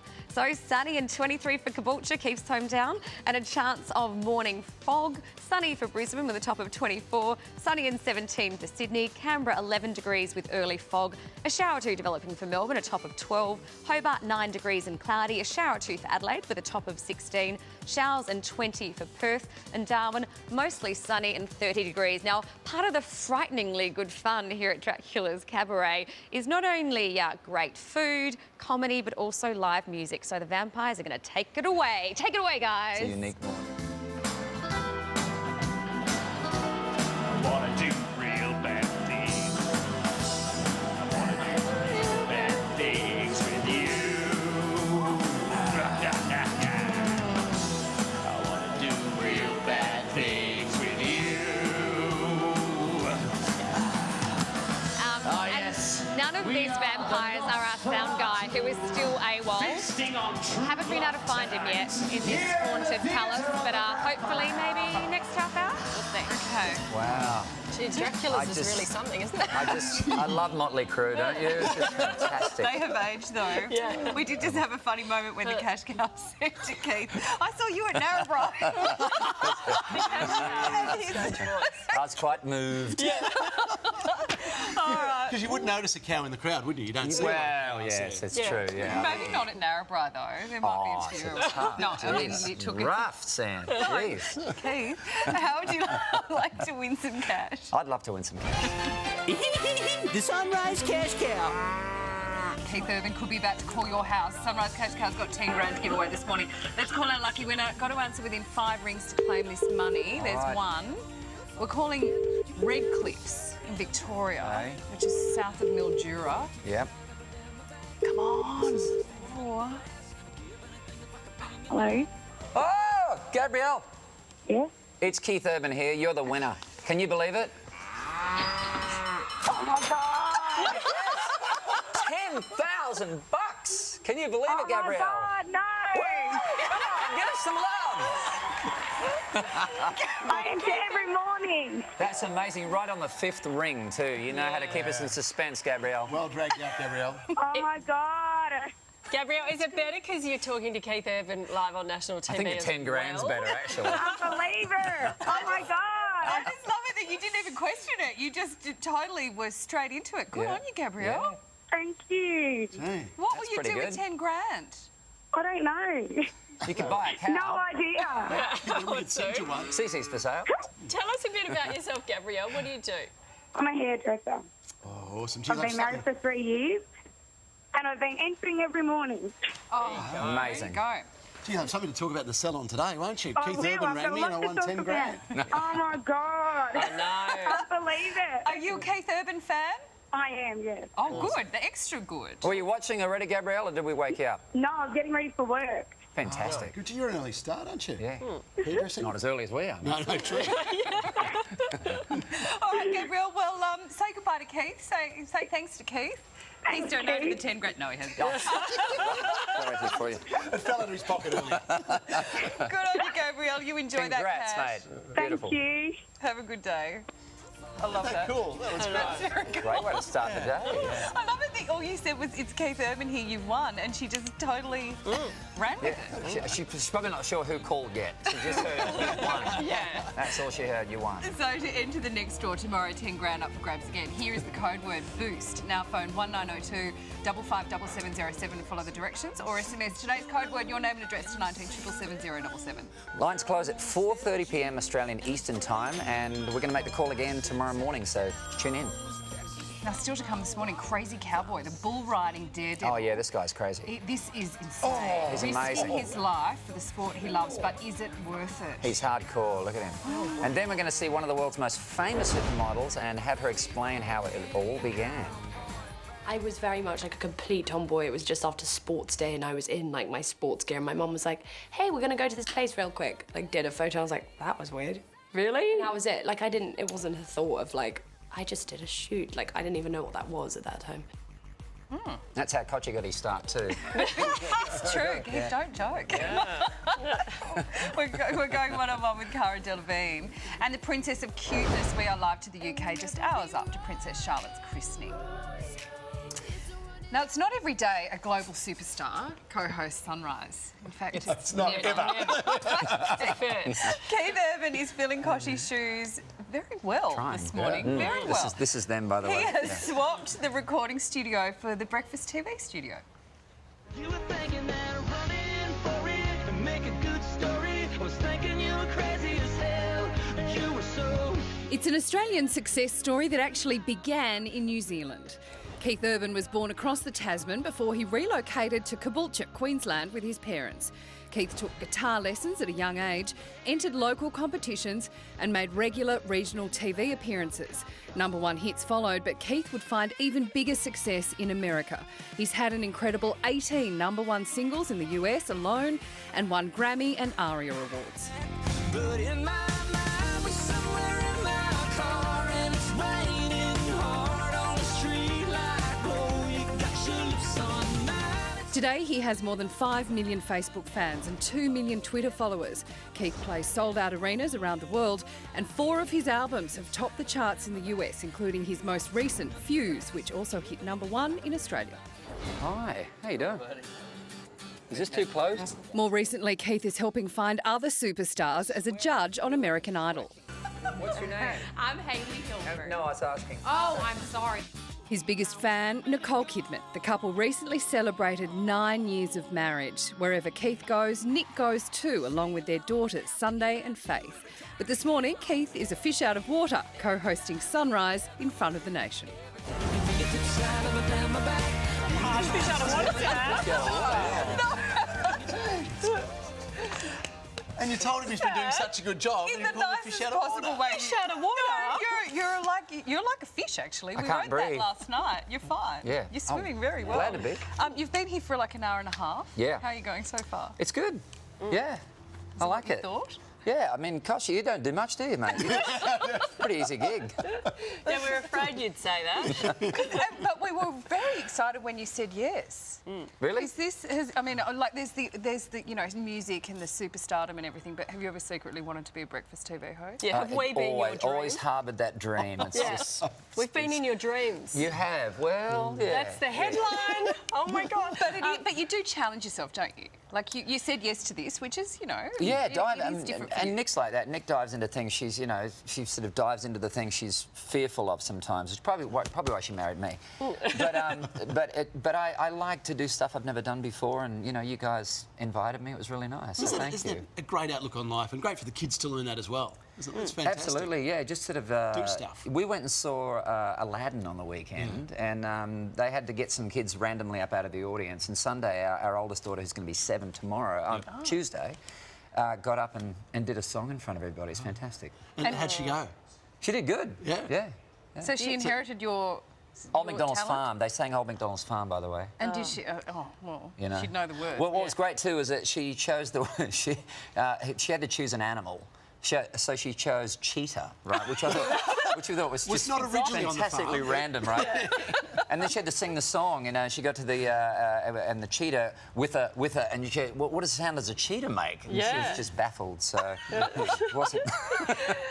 Also, congratulations on your recent wedding anniversary. Thank you. Now, you posted this video to social media. Let's have a look. It's our anniversary tonight, and everybody had signs wishing us a happy anniversary. You have no idea how touching that is. I mean, literally, I was trying to hold tears back. It was so beautiful. They were everywhere. Yeah. So we were both just so grateful. Thank you very much, everybody that came tonight and made it magical, celestial, and so romantic. It was beautiful. We were at that. We were playing. So am I. We were playing in Michigan, upstate Michigan, and Nick came up, and I was doing a couple of songs, and then after about the third song, everybody in the audience, like there was thousands of people, put these signs up, wishing us happy Thanksgiving, happy anniversary. I don't know why I said Thanksgiving. I was giving thanks. Yes, And it was just beautiful. Yeah. Really beautiful. But it's we love you guys because you're Aussies and you found each other and you're so in love. Like We found each other, that thank we goodness. we all love you so much? Oh, we're just grateful that we found each other. Exactly. I mean, what are the odds? Two of us leaving from Australia and finding each other after that many years in America. Yeah. A lot of people, both parties work and have kids. You have the most enormous jobs and a family. How on earth do you juggle that? How do you make it work? Well, I mean, it's always just prioritising family first is what it's all about, and that often involves a lot of travel. If Nick's on a shoot, and it's going to be a long shoot, then we just all relocate to wherever that is, and we'll be based out of Scotland or London or wherever we've been in the last couple of years. And then if I'm on tour, I'll just go to and from that place to the show. So it's just about staying together. Must be a big spreadsheet, organising your life. It's challenging sometimes, but Nick's really good at keeping it all together too. I mean, she's amazing at always finding things for the kids to do, wherever we are, in whatever city we're at. She found Aladdin, and yesterday we went and saw Snuggle Pot and Cuddle Pie down at the Opera House. Yeah, and right. So it's really good. Yeah. So where do you call home, or are there multiple homes now? Well, I mean, I've been in Nashville for 23 years now, so obviously in a lot of ways Nashville feels very home, but we come back to Australia all the time, and Sydney feels like home, even though I grew up in Brisbane. So we move around so much, it almost feels like wherever we are, wherever Nick and the girls are, that's home. Yeah. Well, speaking of, we've got some questions from the Sunrise viewers on Facebook. Tracy wants to know if you'll ever come back and live in Australia permanently. Well, I think because we move backward and forward so much, it literally feels like we live in multiple places. So I don't even feel like I live anywhere specifically. I think we really, as a family, feel we live all over the place. Yeah. Sheridan wants to know, if you weren't a performer, what else would you do? What other profession would you I'd probably be in jail, I reckon. Not as a profession. For anything in particular? Okay. Next question. There you go, Sheridan. You asked. Yeah. Davina wants to know if we're getting another Aussie tour from you, which the lady outside just asked before. We've locked so that in, next haven't we? year. Yeah, I think next year, hopefully, yeah, that's the plan right now. I don't know when, but that's what we're working on. Okay. A lot of people happy anxious to hear to come that. back. Now, you're also an American Idol judge, of course. Not always smooth sailing. We've got another clip to show you. Don't you love this?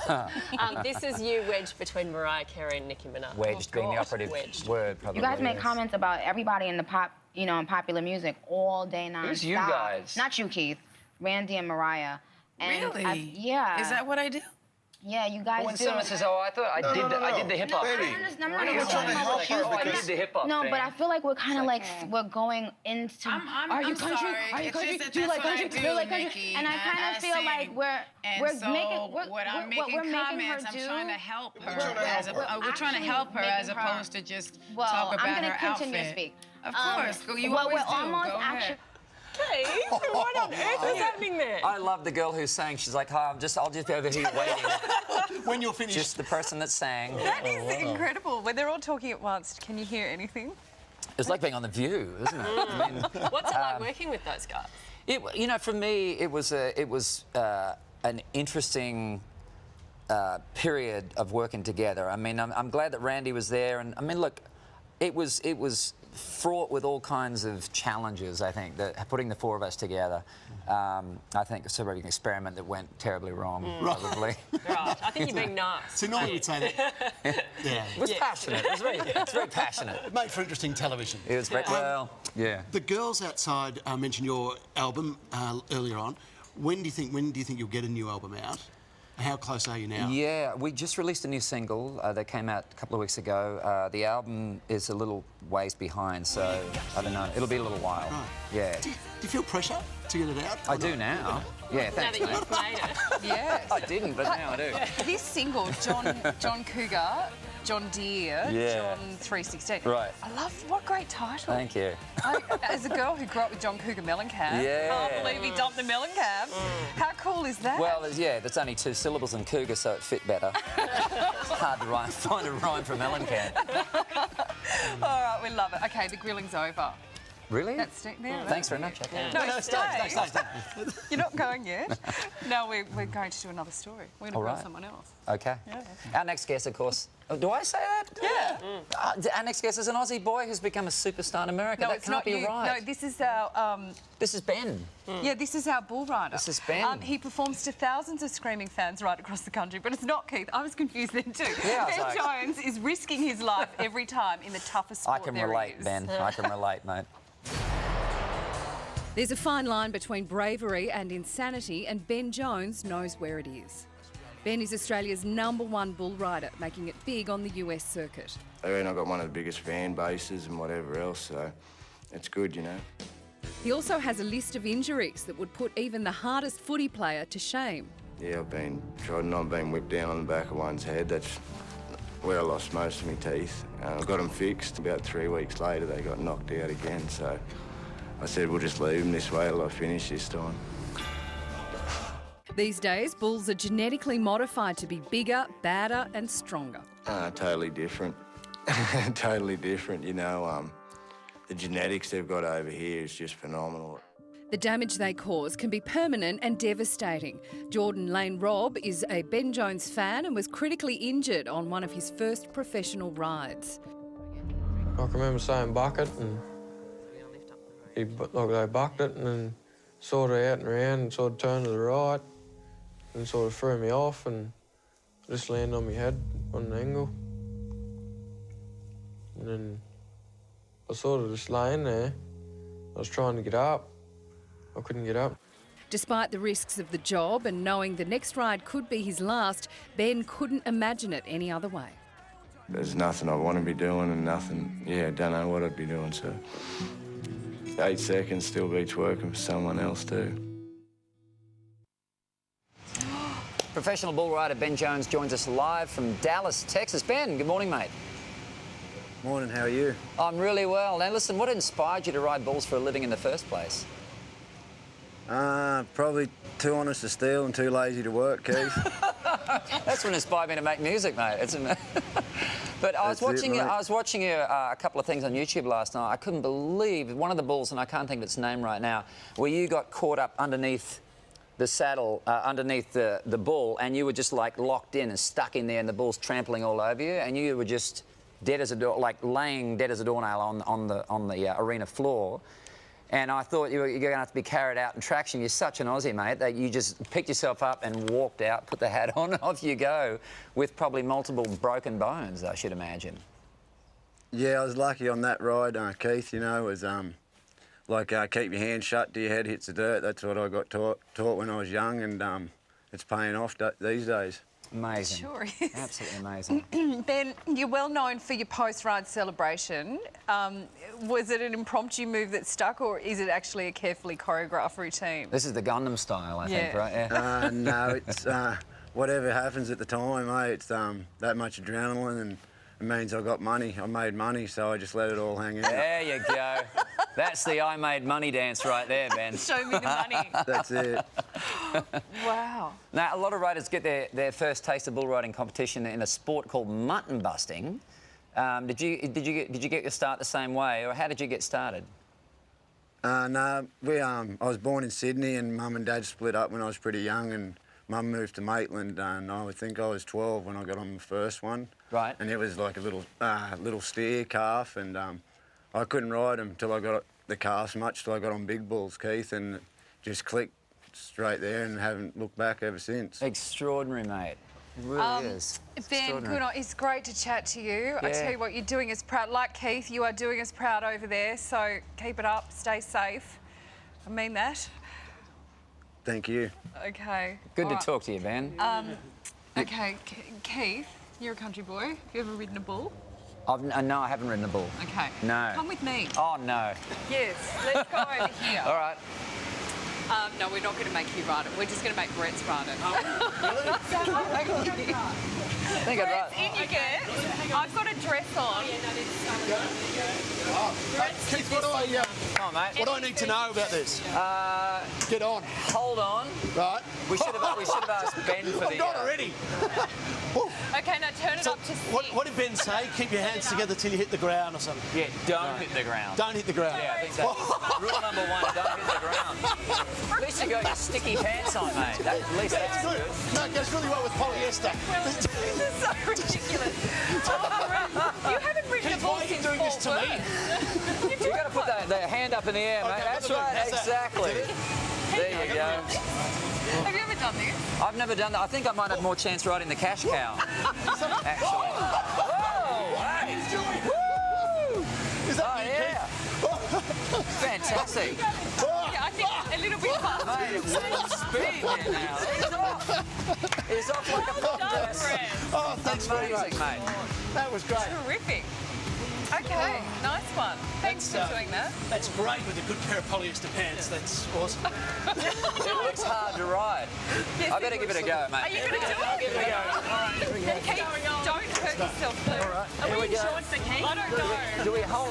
Is it one-handed? That's it. We're going to do this thing? Okay. All right, mate, off we go. I'm never going to... Oh, hang on. What's going on here? Yeah, a little bit more. I feel like I'm in slow motion right now. Whoa, hang on. Hang on. I got the wrong pants on, I think it's what. Oh, Jesus, mate. Whoa, goodness me, mate. Yeah. Woo! This is amazing, mate. It's very slim. Do you want it up higher? Goodness me. What's that? That's great. Might have the right hand. Might be easier. This will Jeez. never happen again. Keith Urban tough. riding a bull in the sunrise. Unbelievable. You're very good. Done this before. Goodness me. I think that might be it. Okay, maybe stop it. We don't want it to break. Awesome, mate. That was pretty Now, hang on a second. Okay. Righto, Sam, you're up. No, I've got Right, Sam, a dress on. come on, mate. I've got a dress on. now chill up. We'll turn it. No, way. No. I've got a skirt on. It just wasn't dressed yeah, right. We've got to. Okay, we've got one more story. Yeah. Oh, hang on. Oh no, come back to the couch. All right. Let's go back to sit down. Yeah, we don't want to do this in the bull riding.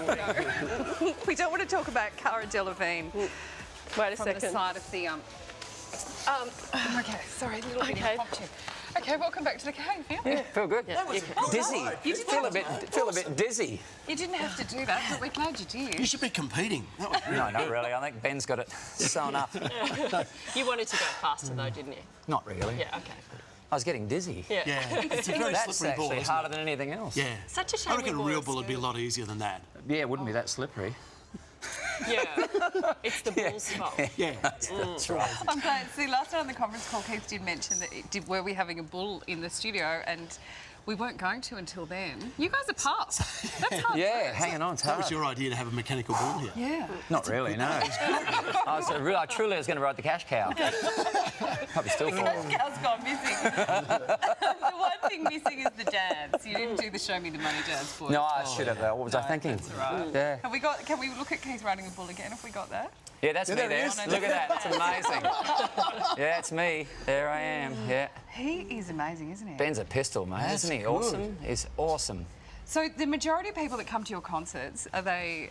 Do they dance like that? Well, Yes. do they dance like that? Are They they? do, yeah. Because when we were in Dallas last year, they're genuine cowboys and cowgirls. They're Oh, yeah. like the fair dinkum. They all really. Well, those events, like, because we do a lot of the rodeos, like we play those places like Ben does, you know, and in Dallas and Houston and San Antonio. I took Nick and the kids one time, came with us, and I was telling Nick we want to get the kids into mutton busting, which is a hilarious sport to watch for little kids because they get them on the back of these sheep and off they go. It's fantastic. And would your girls do that? I think Sunny'd love it. Yeah. Are they really brave? Sunny is. She's fearless. Absolutely. I think she'd. There's mutton busting right there. I hadn't even heard Look of at mutton that. busting until yesterday. Oh, it's awesome. Look at that. Kids riding Now, come on. How entertaining is that?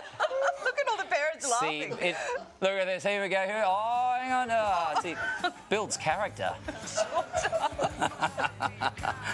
Oh God, that's hilarious. Your girls are going to be wild. No, I think Sonny'd love it. Oh, he's lost his helmet. That can't be good. No.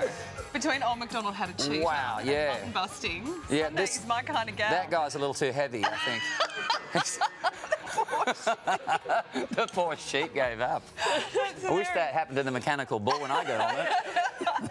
Oh, well done. Well done, you guys. I'm proud of that. Now, ahead this hour, Princess Charlotte's big day out. We are live to the UK for a special look at the royal christening. Then, a man on the move, the Aussie fitness junkie who knows no limits. And it is Keith Urban Day on Sunrise. He is having a go at everything. He's ridden a bull. He's going to teach me how to play the guitar. Well, I'll try. Well, you'll try. Yeah. Probably won't be as successful as the Right now, it's time for the latest news with Nat. Guitar teaching could be a while.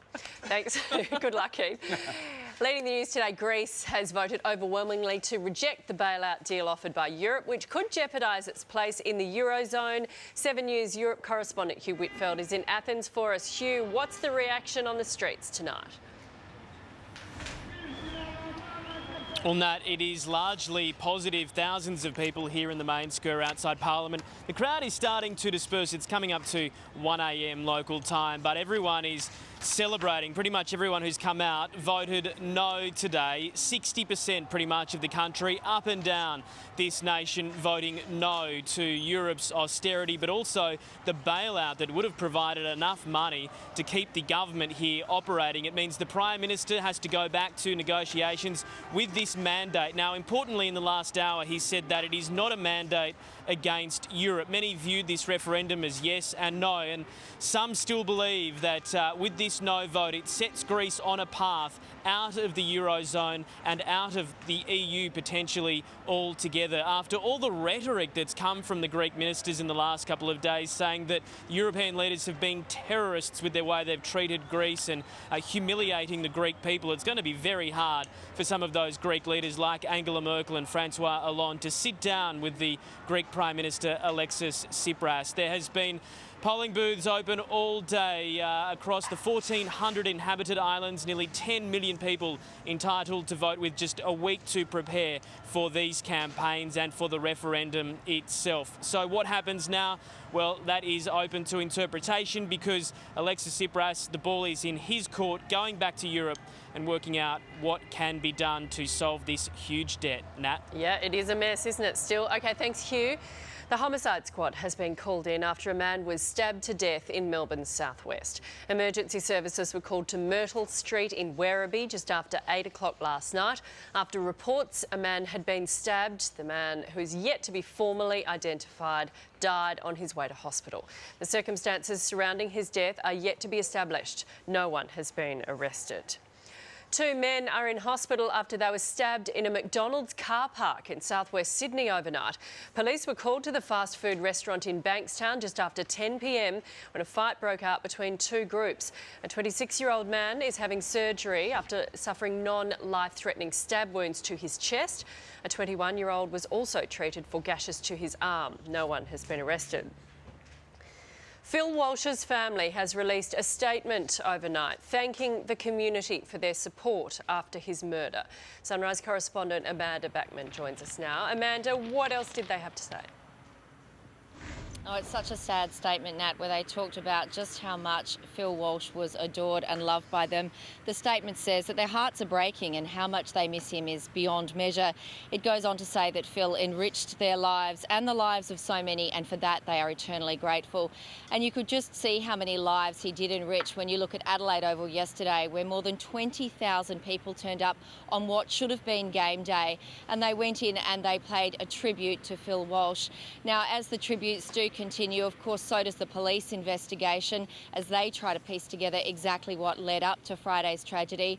Phil Walsh's son, 26-year-old Si, remains in a high-security mental health facility charged with murder and is due back in court in September. Here at Crow's headquarters, there is a team meeting later this morning when an interim coach is expected to be announced. That person will have one bad task ahead of them as they try to get these boys fit and mentally prepared to play next Saturday. Yeah, certainly will. OK, thanks, Amanda. 4 generations of British royals have celebrated Princess Charlotte's christening during a service at the Queen's private estate. Sunrise reporter Ben Lewis joins us from Sandringham. Ben, quite unusual, wasn't it, that so many people got so close? Nat, absolutely, but that's what Will and Kate wanted. They wanted royal watchers to be able to celebrate this joyous day with them, so they threw open the gates of the Sandringham estate. Thousands of people lined the paths to witness a very special moment in royal history. Royal fans lined the road to St Mary Magdalene Church on the Queen's private estate for a rare sighting of Prince George. And an even rarer glimpse of Princess Charlotte. It's the Cambridge's first public outing since becoming a family of 4. I was there for Charlotte when she was born, and I've got to be here for the christening. And I think that makes it special. The 2-month-old princess arrived in a vintage pram, wearing a replica lace gown. The original was made for Queen Victoria's eldest daughter in 1841. And George in an almost identical outfit to the one worn by William when he first met baby Prince Harry. We unfortunately weren't able to make it into London to see, Princess Charlotte when she was discharged from hospital, so we thought, well, this is the next best thing. The christening was an intimate affair with Princess Charlotte's grandparents and great-grandparents among the family attending the private service. Pippa Middleton had been widely tipped to be named as a godparent, but she missed out. Instead, the honour went to Catherine's cousin Adam Middleton, William's cousin Lady Laura Fellows, and 3 of their friends. Kate looked very lovely in her dress. She was wearing like a white dress with a big sort of flower on her head. 3 future kings couldn't steal the show from the leading lady, who slept through most of the royal frenzy. The day ended with tea and cake at Sandringham House with the Queen and the rest of the royal family. And Nat, the cake they ate was actually a leftover tier from William and Kate's wedding cake from back in 2011. Good to see the royals doing their bit for austerity measures. Yes. Well, that's what you normally do. My mum's a fruitcake maker, a wedding cake maker, and that's what you're supposed to do, the first and second christening, using the little layers. So, if you've got enough alcohol in the cake, it should be fine. So the fruitcake will go the distance? Oh, absolutely. Gee. If it's moist enough and made well enough and has enough booze in it, it'll be fine. So you're saying like bubble and squig is an austerity meal, is that what you're saying? Exactly. If only the Greeks had eaten bubble and squig, they wouldn't be in this mess. There you go. Coming up, it is Keith Urban Day on Sunrise, the Grammy Award-winning star filling in for Koshi, just in case you didn't see him already. And soon he's going to teach Okay, he's going to try and teach Sam how to play the guitar. She's not that No musical, worries. I've heard, allegedly, so I good promise luck, I won't Keith. sing. No, you're good. Keith, We'll be... just say no. Just say no? You don't need her to sing. Like Nancy Reagan, just say no. Let's get some sport, Brett. Sam has got a bit of Angus Young in there, just needs a bit of polishing off and she'll be away. Yeah. We'll bring it out. We'll bring it out. Accidental Angus, they call me. It's one description. Essendon coach James Hird admits he's under intense pressure but maintains he is still the right man to guide the struggling Bombers. Yesterday's humiliating 110-point loss to St Kilda has left Hird's future in the club in serious doubt. I still believe that I can coach this group, but yeah, that's my own belief. Whether it's other people's belief, we'll see. Two crucial last quarter goals from Matthew Pavlich helped competition leaders Fremantle defeat the bottom placed Lions by 36 points in Perth. The Blues have set up camp in enemy territory ahead of Wednesday's State of Origin decider at Suncorp Stadium.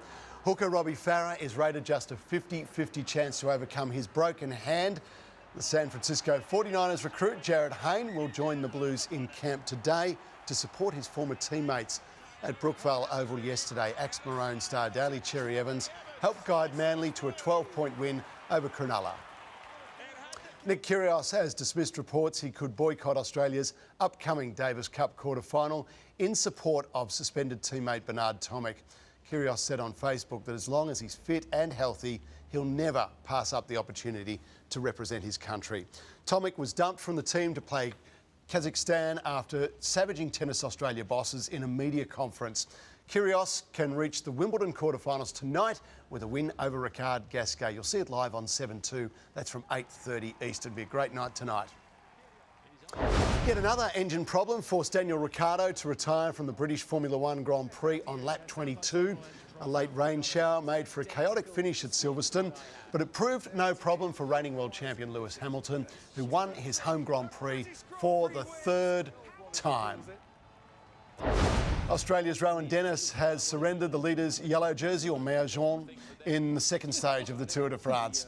Aussie veteran Adam Hansen injured his shoulder in a crash but soldiered on in rainy conditions. Andre Greipel won the stage in a tight sprint finish. Swiss champion Fabian Cancellara is the new race leader. So that's him in the yellow jersey, or as we like to say here, the maillot jaune. There you go. French for yellow jersey. That's it, exactly. You can just try anything to get some French into the sport bulletin. Yeah, and it works, doesn't it? Yeah. Not really. It's how you, it's all in the accent. It's the language of love. Straight from Geelong. Keep believing it, mate. Yeah. Keep believing it. All right, let's get some weather for you now. Nola is, so do you have dinner there and then you watch these people on stage? These people. These Dracula people. These Draculas. On the set of Mad Max. Yeah. Okay. Kind of is. Yeah, it is like a feast for the senses, literally. And you have your meal, which is surprisingly good.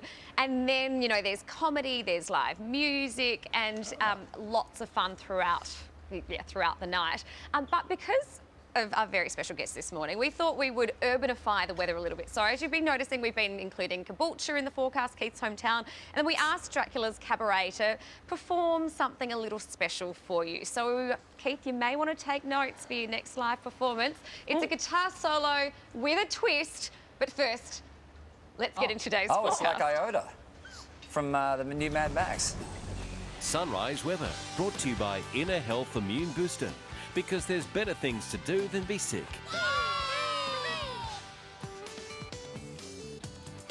A possible share for Cairns, mostly sunny for Townsville and Bundaberg, sunny and 23 for Caboolture with a chance of morning fog, sunny for Brisbane with a top of 24 and fine for the Gold Coast with some northerly winds. Sunny for Coffs Harbour, mostly sunny for Dubbo and Orange after some early frost, sunny and 17 for Sydney, sunny for Wollongong, Canberra 11 degrees with some early fog. Showers for Warrnambool, a shower or two developing for Melbourne, a top of 12, a shower or two for Geelong, rain for Launceston, Hobart 9 degrees and overcast. A shower or two for Adelaide with a top of 16, showers for Port Lincoln, partly cloudy for Ceduna and Coober Pedy, sunny for Alice Springs with some morning frost, and Darwin mostly sunny and a top of 30 today. And in Western Australia, a possible shower for Albany, showers and 20 for Perth, partly cloudy for Kalgoorlie, mostly sunny for Geraldton, and sunny for Carnarvon and for Broome. Okay, guys, Camera, hit it. This is high degree of difficulty. Oh, yeah. Not just playing, he's flying. And... Oh, yeah. Yeah. That's... I'm not entirely sure what happens if he drops his pick into someone's soup below. Wow. But I'm sure they can just workshop it. What do you say, Keith? It's remarkable how much Tamworth has changed over the years. It's a very different festival now. That's pretty cool. Do you reckon you could play the guitar upside down? I'd give it a go. I'd definitely give it a go. I mean, I've been on a bull. Why wouldn't I play the guitar upside down? Exactly. I mean, there's nothing you won't have a go at. I'll give it a go. Dracula's thing.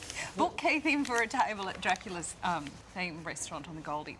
OK, thanks, Norla. Now, one of the most famous supermodels in the world is now in Australia. Cara Delevingne is here to promote her new movie.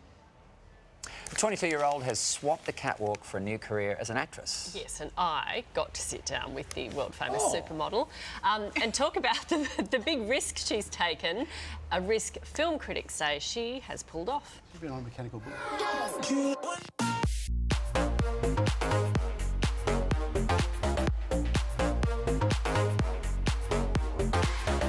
This is how we're used to seeing Cara Delevingne. She has one of the world's most recognisable faces. At 22, she's at the top of the modelling circuit. But she's making a major career change, moving into acting. Her new movie is Paper Towns, from Fault in Our Stars author John Green. From the moment I saw Margot Ross Spiegelman, I was madly in love. Margot and I were practically strangers. Until this one night. What the? Margot? I need to borrow your car. What? I have 9 things I need to do tonight, and more than half of them require a getaway driver. Cara plays a mysterious teenage girl with an adventurous spirit whose own disappearance triggers a cross-country road trip to find her. Cara, welcome to Sunrise. Thanks. I've got teenage kids, and I thought this would be great for them to see. Yeah. There's a lot in it. What do you think the main message is? I would hope so. For adults especially, it's very nostalgic, so I think adults can watch it too and really enjoy it. It's very funny. For teenagers, it's about not making people into something that they're not, really trying to get to know the real person instead of making them into some myth and getting disappointed or whatever. You know, we're all just human. If you're in the band or if you're a cheerleader or a jock or whatever, that everyone's kind of going through the same thing and at school, and you know, it's more about the unity of it, that no one's actually that different, especially when you're growing up.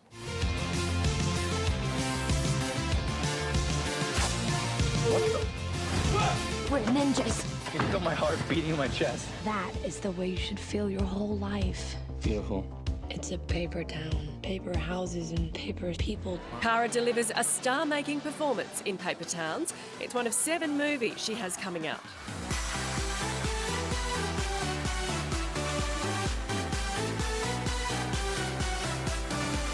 How are you going to quit modelling for acting? I'm not going to quit. I hate that word.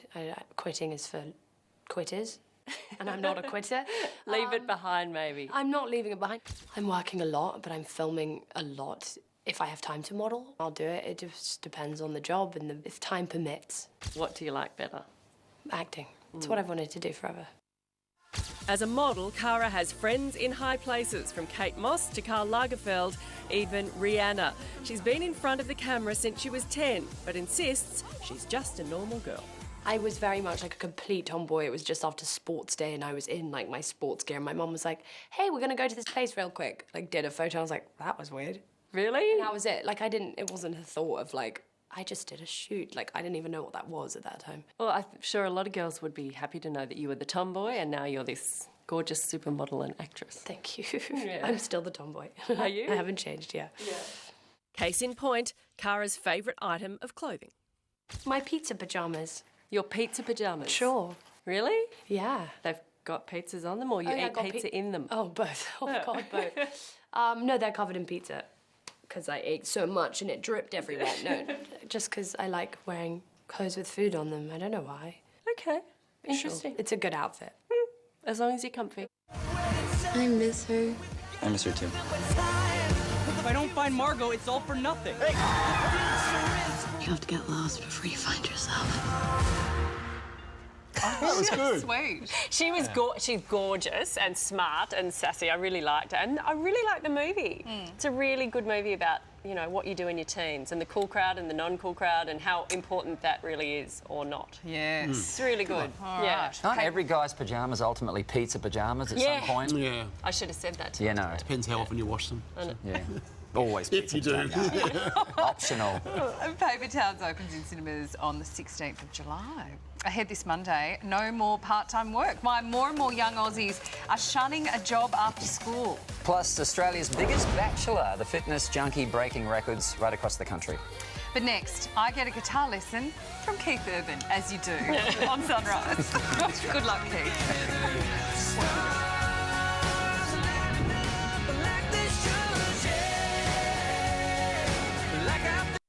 G'day, Dave Andrews in the Gold Coast, famous for fun traffic chopper. Well, Monday morning traffic looking really good around the place. No reports of any accidents anywhere. And a good run Coronation Drive from Toowong all the way through to North Quay into the city this morning. No hold-ups at all. You will find the Ipswich motorway starting to build a little bit, though, as you make your way down through Darra and Oxley, of course, normal spot. And Gold Coast whale watching is an adventure like no other. Don't miss your chance to witness this spectacle. Explore the Gold Coast's Humpback Highway. Book now at visitgoldcoast.com. And I'll check the roads again for you shortly, right here on Sunrise. Don't adjust your set. This is a special edition of Sunrise with Sam and guest co-host Keith Urban. Keith, don't look at me like that. Oh, what? No, go. Look at me, look at me. Sammy, look at me. I love this guy. That's what we're going to learn today. Turn it up. Okay, he has won Grammys and ARIA Awards. He is as talented as it gets on the guitar, as he is in front of the microphone. So Keith is going to teach me how to play this morning. This could be his greatest challenge ever. I haven't played The bull riding was the biggest challenge ever, actually. So can you teach me a couple of basic chords here? Yeah, D's a good place to start. Okay. Here, I mean, I could get... If I just show you here, Yes. and you So copy you know- that, so... That one? Yeah, That exactly one. there, and this one right And that there. one. That's it. So that's a D. And if you just strum from about this string down, there you go. You have to press really hard. If you're in excruciating agony, then you're almost there. Does it There hurt you your go. fingers? Hey, at the beginning, yeah. It's just Have one you of got the. really it's tough? the learning curve. Is that? Does it sound right? It's getting there. Work with It's me, really Keith. good though because your dexterity is good, right? That's the big thing. Well, that's what it's Because if all you're about. putting that finger there and you've got to make sure you don't touch the other strings, right? That's the Yeah, tricky so you've part. got- oh, that's why Right. musicians go like that. So you go, that should be nice and. Let's see, press that string. But it's hurting my fingers. See, there you go, there you go, there you go. Do That's the it. people in your band whinge as much as I do? More. Does that Yeah. hurt? Look at my hands. That's Yeah, see, that's what you. That's beautiful. wow. That'll Okay. get stronger as you keep playing more. Okay. Yeah. What other? So that's D and a G, and I always think there's so many ways you can play all these chords, but the easiest, fastest way to play G, and it's a bit of a cheat way to do it, but if you use this finger on that, this is it, just one finger. Look at it. Check this one out. Look this right there. Pinky. Yeah. That's G. Yeah, and play. Oh, that's easy. There you go. That sounds quite good. There you go. It's a G chord, right? It's not a full G chord, but it's enough of a G chord. Okay. So you've got D. Oh, I can't remember D. Okay. Yeah. Oh, look at you. Unbelievable. D. Yes. G. G. Look at that. Hey, we're jamming. Like that in minutes. Incredible. Cool. Yeah. Can you play me something little? Play. Oh, well, what do you want here? Something of yours? Something of mine? I don't know what to play. Driving home tonight, catching no red lights. That's alright, 'cause I don't want to be alone. So nobody waiting there, cold and empty bed. Words I wished I'd said, come on the radio. Ooh. Don't know why I do this to myself. Know you with someone else, but in my mind we're somewhere in my car, and it's raining hard on the street like gold. Got your lips on mine, it's gasoline on fire. I never will forget. You grab my shirt and pull it over my head, bring it to the side and down the back, breathing hard, steaming up the glass. Give anything if I can bring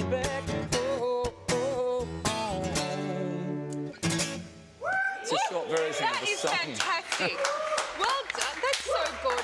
She's got a beautiful voice. These are borrowed guitars from somebody too, so whoever. but you are thank you very much for the owning guitars. it. That's awesome. So you got D and G. You could play a song with those. I was going to join in, but I didn't want to. Or we'd have to learn the other chords. Can you? We might take a quick commercial break. Can you play us to the break? Do you want me to sing? And then you know G. Turn it up. Oh, you play D here. So I'll go. play Yeah. G. So D. Or G. Big wheels keep on G. Turn in. What was G? There you go. Back to D. There's so much. We're cheating. Yeah. Carry me home to see my kin. G. We'll have the other chords figured out by the time you come back. Why don't you just play us out, okay? Love it. This is Sunrise with Keith Armytage.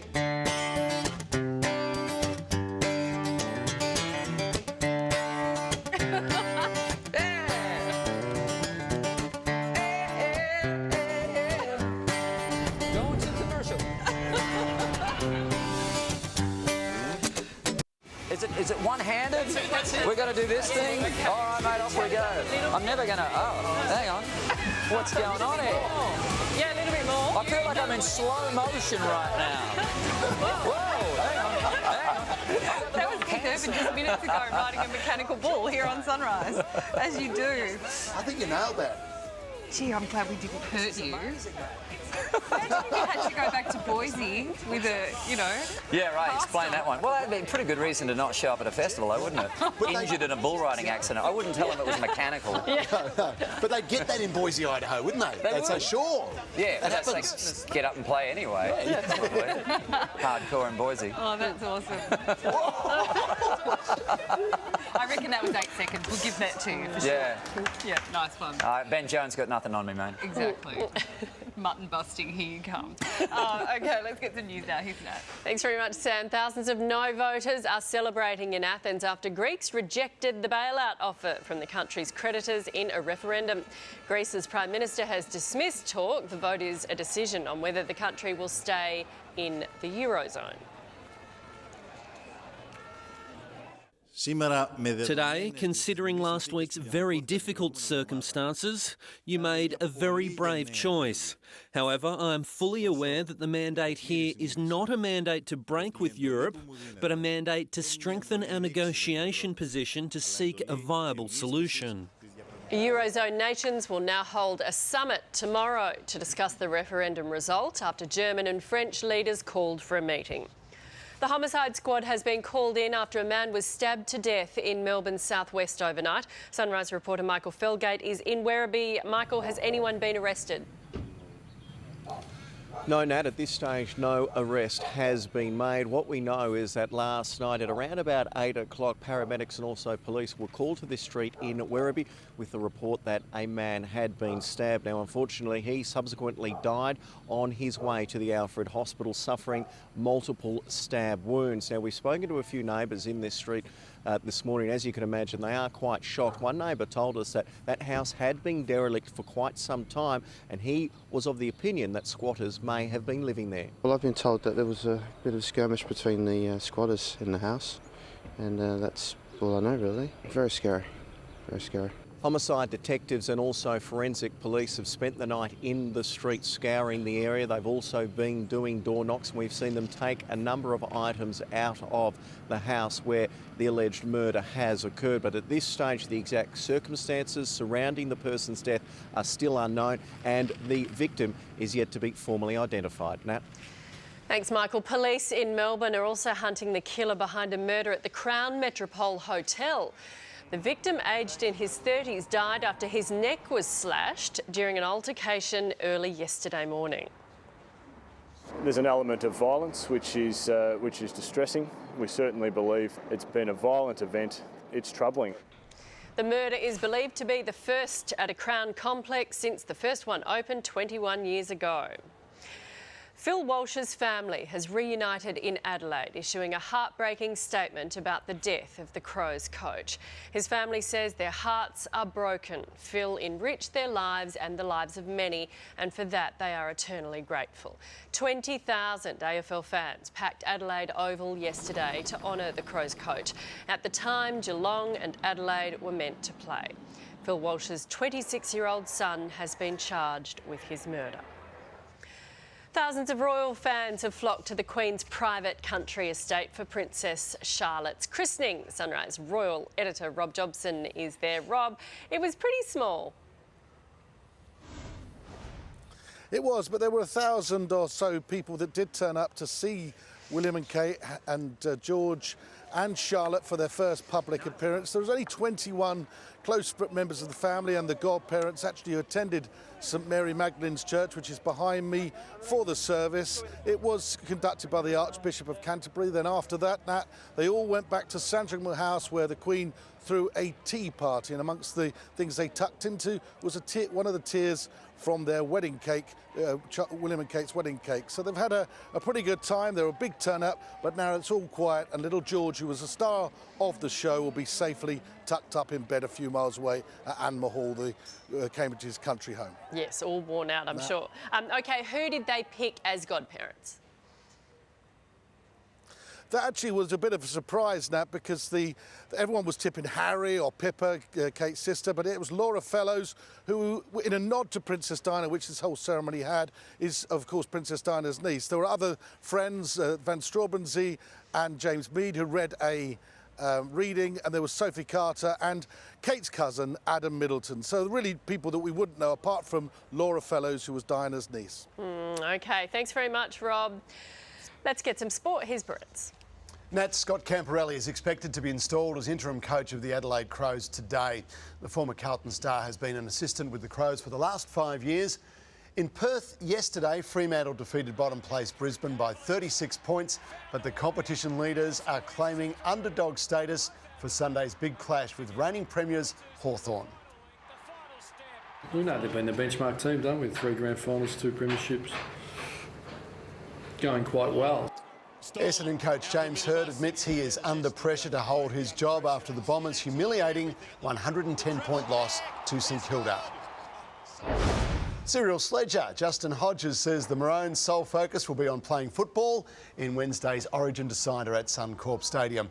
For his final Origin camp, the Veteran Centre requested that all staff members, right down to the bus driver, take part in the team's dreaded early wake-up swim. The Blues are making no secret of their plans to target rookie Queensland winger Dane Gagai. Nick Kyrgios has dismissed reports he could boycott this month's Davis Cup quarter-final against Kazakhstan in support of suspended teammate Bernard Tomic. Kyrgios says that as long as he is fit and healthy, he'll never pass up the chance to play for Australia. The 20-year-old can book a spot in the Wimbledon quarter-finals tonight. His clash with Ricard Gasquet headlines our live and free coverage on 7-2 from 8:30 Eastern. It's going to be a great night. The Kookaburras have scored a dramatic last-gasp win over Belgium in the final of their World League event. Takes the flick and scores! Australia have done it with the final play of the day, the final play of the tournament. And a beauty too. Chris Sorello calmly converted the penalty corner to clinch a 1-0 win for the Aussies. The team has its sights on Olympic gold in Rio next year. Bring that on. Now, artists of all ages have the chance to create history this month by designing the mascot for the Gold Coast Commonwealth Games in 2018. We're looking for something a little bit original, uniquely Australian, and ideally one that captures the essence of the Gold Coast as well. What's your design, Keith? Sam? So we did some last week. Oh, did you? I did a meter maid. You got the jump on it. I'll do another one. Nat did Johnny Depp's dogs. I thought that was uniquely Gold Coast. Yeah. That's where it all happened. Brett's did a pretty pathetic dolphin. Yep. Sunny the dolphin. Yes. Why Sunny? Sunny Gold Coast. Yeah. Have you got any ideas? No pressure. Yeah, I can do it, I think. You're a really good guitar player. How long? No, a terrible drawer though. How long do we get? You've got about 12 seconds. If you start now, we'll do the weather. Yeah. There's some text. There's some Hello Kitty texters that you can take home mascot. to the girls. Take your time. Now, for entry details, like Keith, you can pop yours in, head to the Sunrise website, follow the links to design the mascot. That's all you've got to do. Enjoy it. Nuala will do hers a little bit later on, based on Dracula's on the Gold Coast, where she spent the morning this morning. Absolutely, Brett. Look, we've sampled the entertainment here. Now it's time to sample the food. Chef Stacey, what are these delicious-looking treats? This is our vegetarian dish, tofu pockets, and our signature dessert, Death by Chocolate. Oh, I cannot wait to sink my teeth into that chocolate coffin door. Words I've never thought I would say. But first, let's take a look for the last time at today's forecast. Sunrise weather, brought to you by Inner Health Immune Booster. Because there's better things to do than be sick.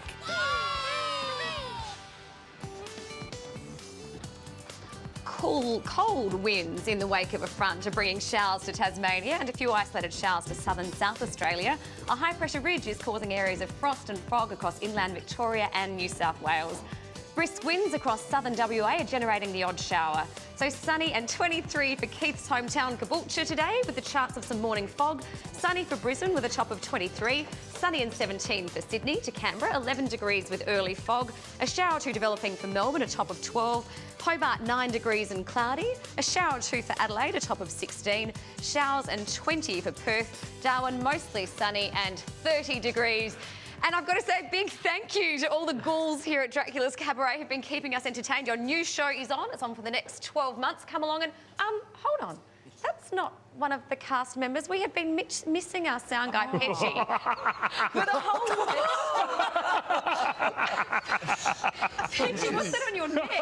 You are looking very pale indeed, my That's He where started you've early. been. He always does. Yeah.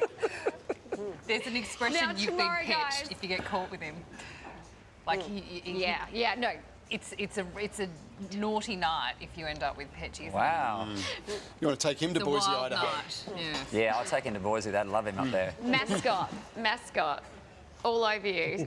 Gold Coast mascot. Oh, quickly tomorrow, hang should put gliding some with Joe fake Durant, teeth the in, world that'd look good. record holder. Cannot Just to cap it off. Love it. Have loved having you on the show, Keith. I'll see you tomorrow, guys. We love Dracula's theme restaurant. But because I've already done mine last week, there's my effort today. That's meant to be Dracula. I like the Dracula. Yeah. That's Can good. you tell? Dracula, the game's mascot. I like that. Yeah. Well, yeah, the world will just take that to Like Sammy. Well, those Oh, guys the had seal? a thistle.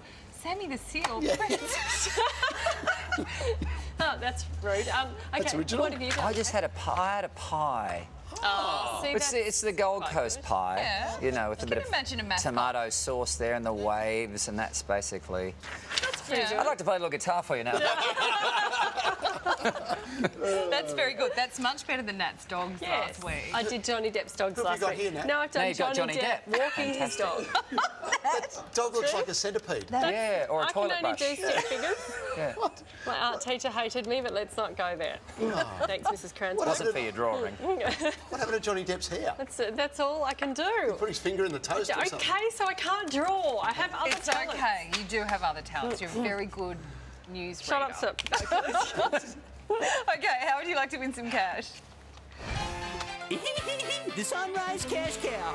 The Cash Cow's got 10 grand to give away tomorrow. To enter the draw, you need the code word. It's BOOST. Now phone 1902 557707. Follow the directions or SMS today's code word, your name and address to 19777077. Lines close at 4:30 p.m. Australian Eastern Time, and don't forget, if we call, you have to answer within 5 rings. Ahead on Sunrise, why more and more young Australians are shunning work after school. And the Beckhams celebrate a very special milestone.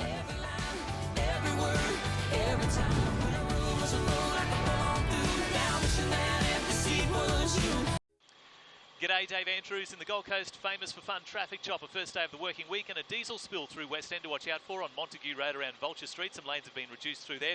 Heading along the Gympie Arterial Road, that's a pretty good run this morning as you make your way from Bald Hills pretty much all the way through to Castledine, and the Bruce Highway is eased to be a good run from Mango Hill all the way down to the Pine River Bridge. And don't forget to explore the Gold Coast Humpback Highway on a whale-watching adventure like no other. Don't miss your chance to witness this spectacle. Book now at visitgoldcoast.com, and I'll see you tomorrow on Sunrise. stay at Novotel and find a character toy from the Disney Pixar movie Inside Out. We've got over 800 prizes up for grabs. Book now at novotel.com/insideout. Our friends at Accor have something different for a winter getaway. Sunrise viewers can stay at the Novotel Darwin Atrium and enjoy Darwin's balmy weather and eclectic culture. You'll get a standard room for 2 people, including breakfast, for just $149 a night. Book online or call 1300 032 844 and mention Sunrise. Over to you, Keith. Keith's Angels. It's the first time I've ever done this. Young Australians are turning down part-time work to focus on other aspects of their life, including study and sport. So let's bring in our angels. This is amazing. Editor-at-large at news.com.au, Melissa Hoyer. Hello. Glad you're here, Melissa. Nice to be here. The Daily Edition's Sally Obermeter. Hello. And, of course, Morning Show's Kylie Gillies. G'day. How are you? I'm great. You good? Yeah, I'm good, Excellent.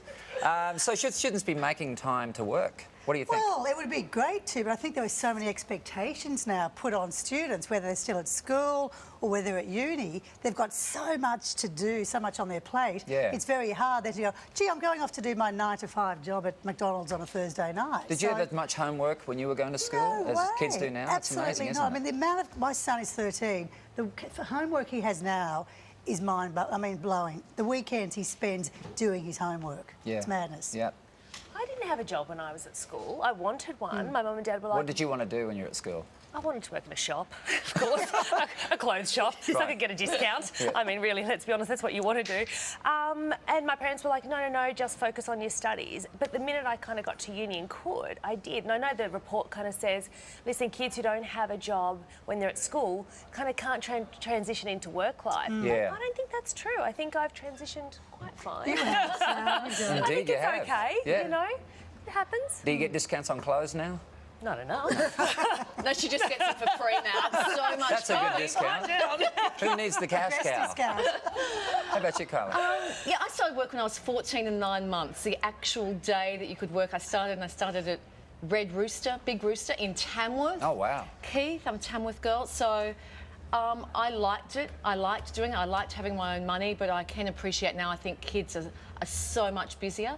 I don't know whether they have more homework or I just didn't do my homework. I think that could be it. I think maybe we've always had homework, maybe I just didn't do it, Yeah. whereas kids now have to. But you'll find this when your girls grow up. It's all ahead of us, Yeah, absolutely, yeah. yeah. I mean, they get their pocket money right now, their allowance, you know, so for doing stuff around the house, so they're already earning their keep, which is good. Sure, But the problem is that sometimes, us as parents, we sort of give them a bit too much money. That's right. In order, so they do stay at home. We go, okay, well, there's $20. Go down and do this and do that. Go to the so they movies. don't have to get a job no because we incentive. know that we want them to get there because the money we're spending on education, Yes. we want them Money's to learn get your as much as we money's can. worth. Yep. Get your money's worth. Get your money's worth. Now, the gluten-free diet trend, it's a big, thing around the world right now. Celebrities are all adopting this gluten-free diet, but a new study suggests it isn't always a healthier choice.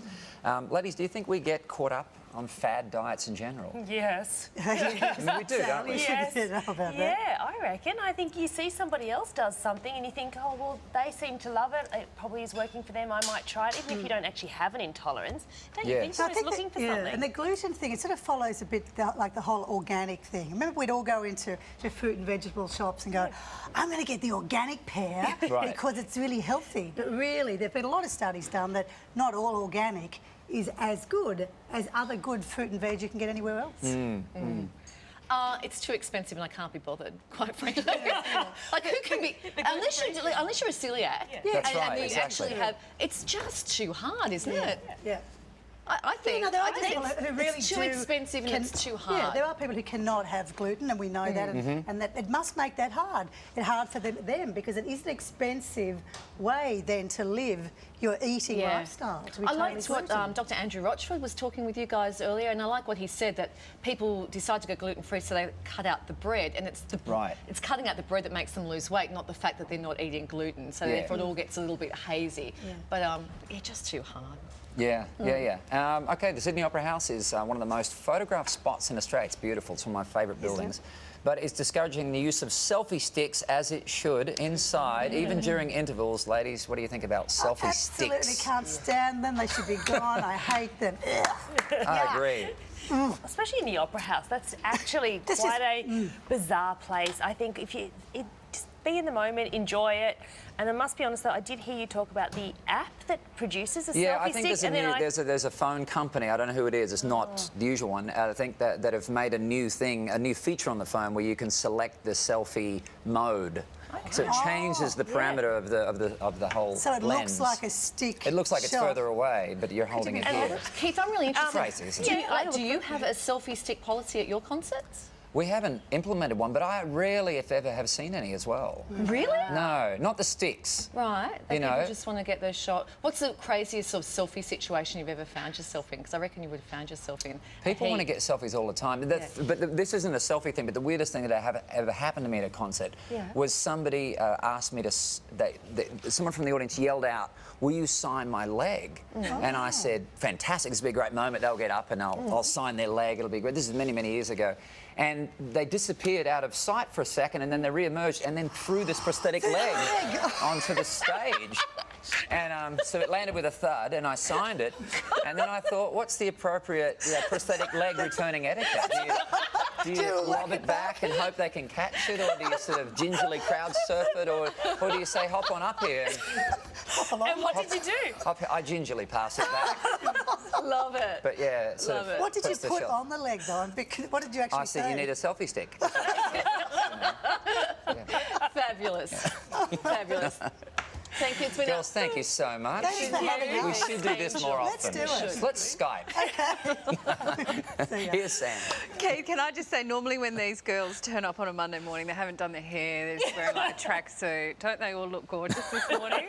All dressed up? Especially Achilles. No, he's paused. Beautiful. I didn't like the pause. I wasn't comfortable with the pause, Keith. It was a pause. Kylie, leave him alone.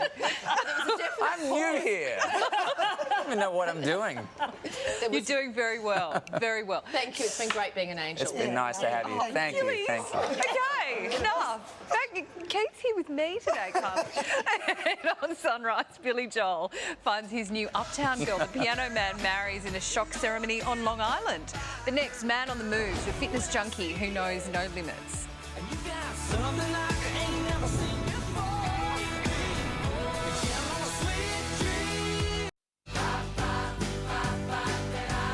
Sunrise is proudly brought to you by Jetstar. With flights to more than 16 countries and over 60 destinations, just think of the places you could go. For details and to book, visit jetstar.com. Driving home tonight, catching no red lights. That's alright, 'cause I don't wanna be alone. So nobody waiting there, cold and empty bed. Words I wished I'd said, come on the radio. That is Grammy and ARIA Award winner Keith Urban with an impromptu performance here on Sunrise a little earlier with me accompanying him on D and G. Beautifully, beautifully. Although I sat that one out because I thought it was best just to let you go. That well, was really you did awesome. good. You did really good. She did. She got Shut two up, chords. Kate. Fantastic. Now, listen, I got two chords. can you imagine exercising so much that you're on the brink of death? Can you imagine that? No. Yes, you can. You wonder why anyone would push themselves so much. Well, our next guest can explain why he does. His latest adventure was a 250-kilometre race through the Simpson Desert. Big Red Run is kicked off! 249 kilometres and 990 metres to go! Himself to the limit, but this race through the Simpson Desert was his most challenging yet. It's tough on the feet, it's tough on the joints, and it's tough on the legs. And when you're dealing with heat as well, it's heat temperatures, you know, it can definitely start messing with your mind. The Big Red Run was 250 kilometres over 6 days. That's almost 6 consecutive marathons through soft sand and steep dunes. Andrew Papadopoulos, come on, Pap. Come on home. You made it. Well done. Great finish, Andrew. Gotta get After leaving the army, Andrew felt lost and needed a way to keep challenging himself. I thought, you know, I'm just going to get out to like a local park with some sandbags and just going to thrash myself out there, and if anyone wants to join, please do. It drew people. I think people saw that this wasn't just, you know, you're not just in a gym. The glamour was completely out of it. It was really just that raw essence of pushing yourself and seeing how far you can go. Andrew started his successful Battle Fit program and now has thousands of followers on social media doing his workouts.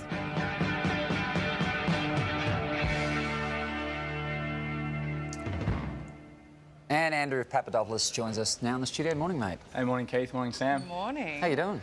Yeah, well, very Feel well. good. You look well. Yeah, thank you. Yeah. What do you do in the morning? What's your morning kind of groove? Morning routine. Yeah. I get up, have a big glass of water, and think about all the things I've got to get started on the day. So, kind of get myself focused for all the activities. It's been quite busy lately. Do you do the same thing every morning? Do you change it up? I mean... Well, it definitely do.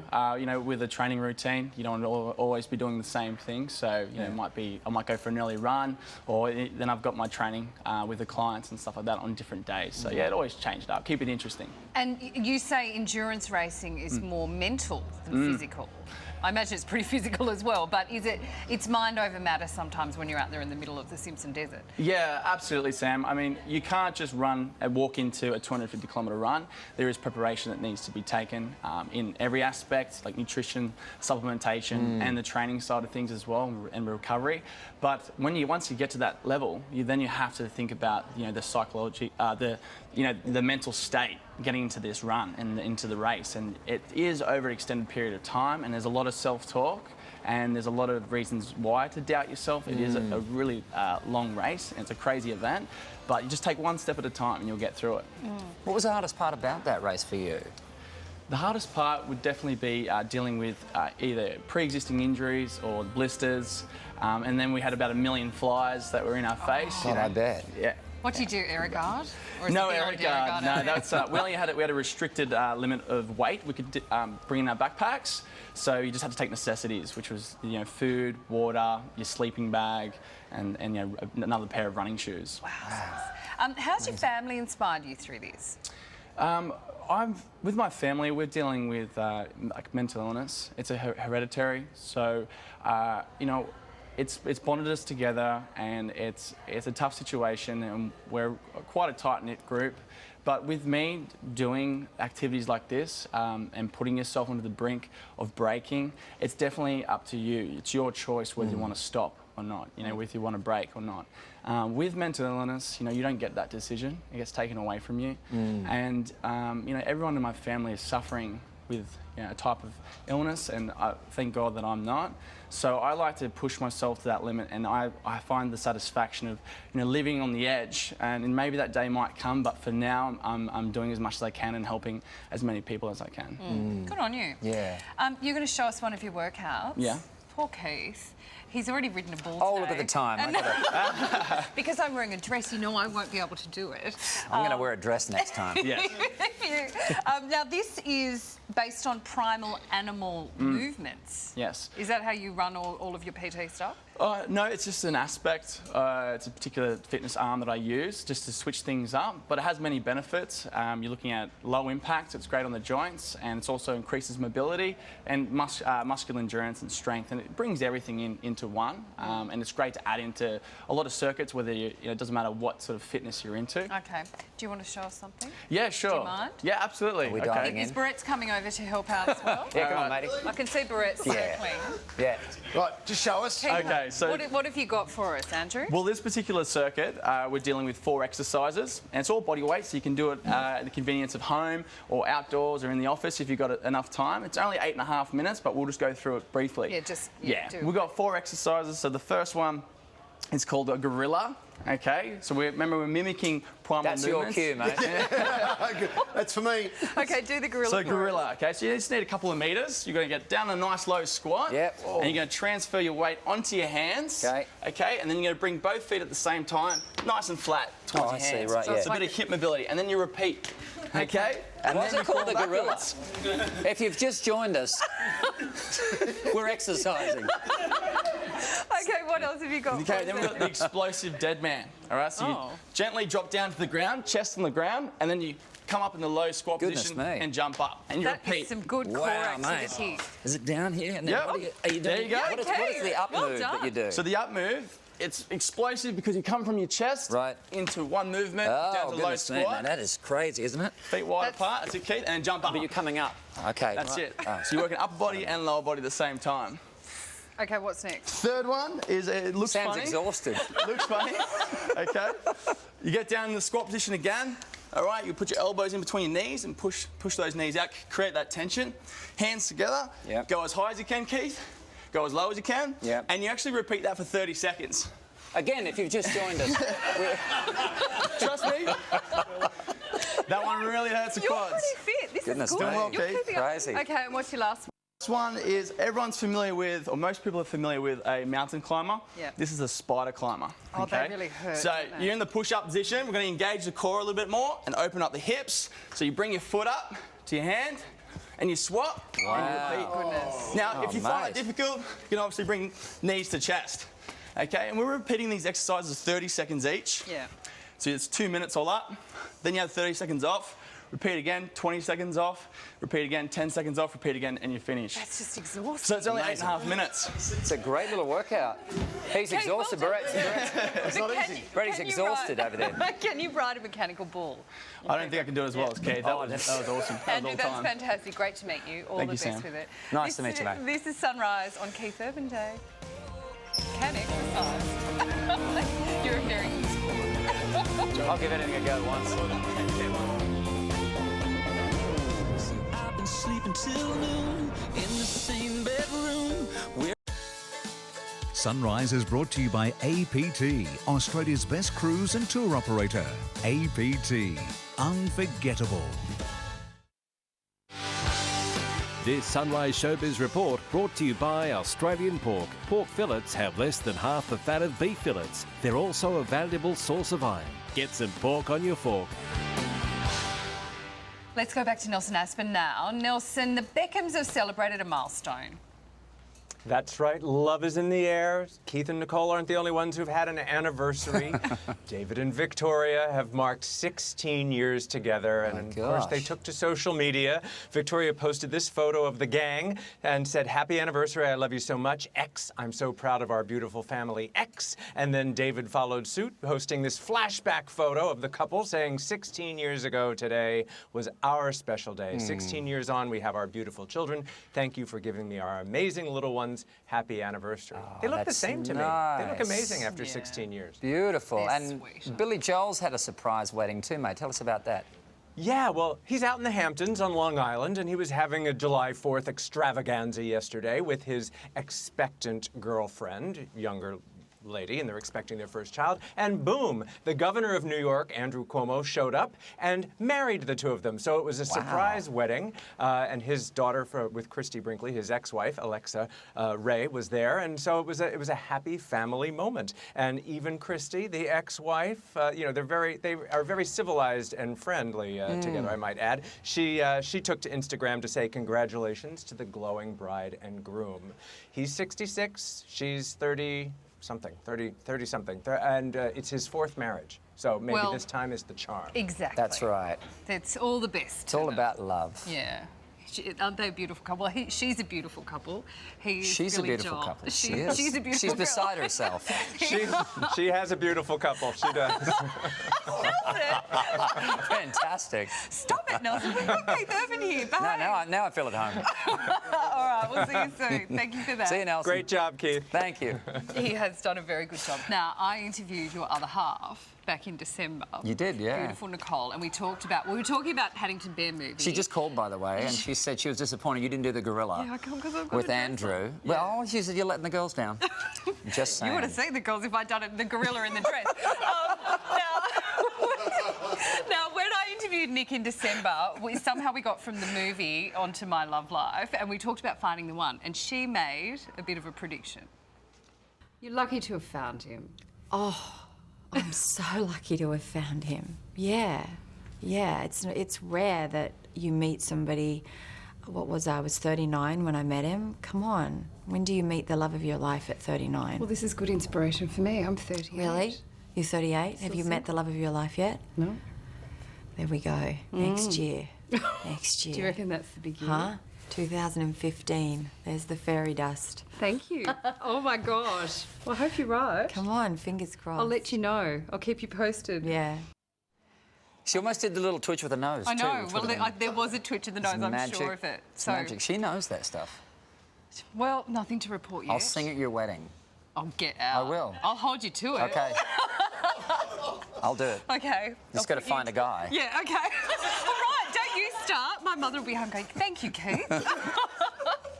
No, we love no her pressure, as well. Sam. Yeah, no pressure. I'll keep you guys posted. Thank you. If you get a phone call in Nashville saying Samantha Armytage is on the phone, Yeah. I'm not stalking. It's actually good news. You're just telling me the date. And what song you want to hear. Keep it aside. We'll see you in Morga. Thank you, Keith. Thank you so much. You're not going yet. We've got one more segment. Oh, okay. We'll be back in just a moment. You are watching Sunrise live across Australia with Keith Urban.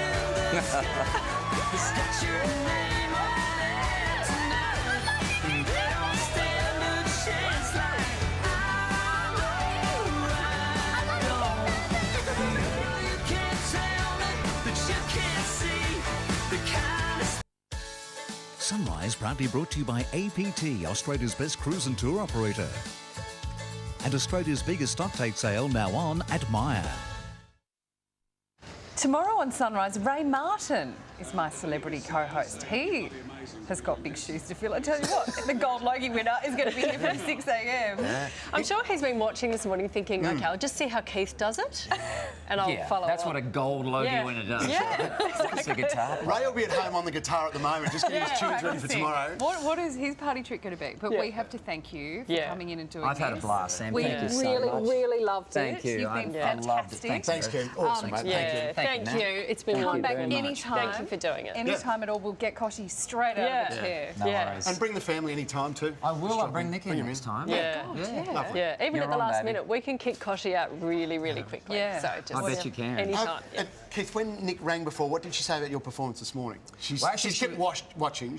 No, she really enjoyed it. Good. Yep, she just thought you let the team down. But I'm just saying, Sam, not jumping in with Andrew's activities. She was particularly fond of your gorilla. Yeah. You did well. Thank you for everything, for riding the mechanical bull, for teaching me the guitar. Those two chords will stay with me forever. D and G. My fingers You just still need hurt. A and then you've got DAG.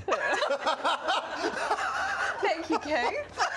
I love the way you're so Aussie and you've lived in the States forever. No, we love it. Yeah. We really love Character it. and Aussie. Thank you so much. Larry Kylie. What a fun morning, huh? Oh, you know, Follow that, guys. Whatever. He's a bit too good for our liking, isn't he, Barrett? So, Sam, just confirming you no longer want me to sing at your wedding. Is that what happened? Because I was only half lit. Is that what happened? Yeah, lads, you're out. Keep singing. Right. But Larry, you're still a chance for MC, so Hey, great show, guys. Congratulations, Keith. Great stuff. Thank you, mate. Great. Thank you for having us on your show, Keith. I was an angel today. Kylie is like jelly. Tamworth girl has just melted, hasn't it? Yeah. Country girl. Hello, everybody. She's never played up her country roots like today. And she can't speak now. Good morning, everybody. Welcome to the morning show. I'm Larry Emder. This is Fangirl.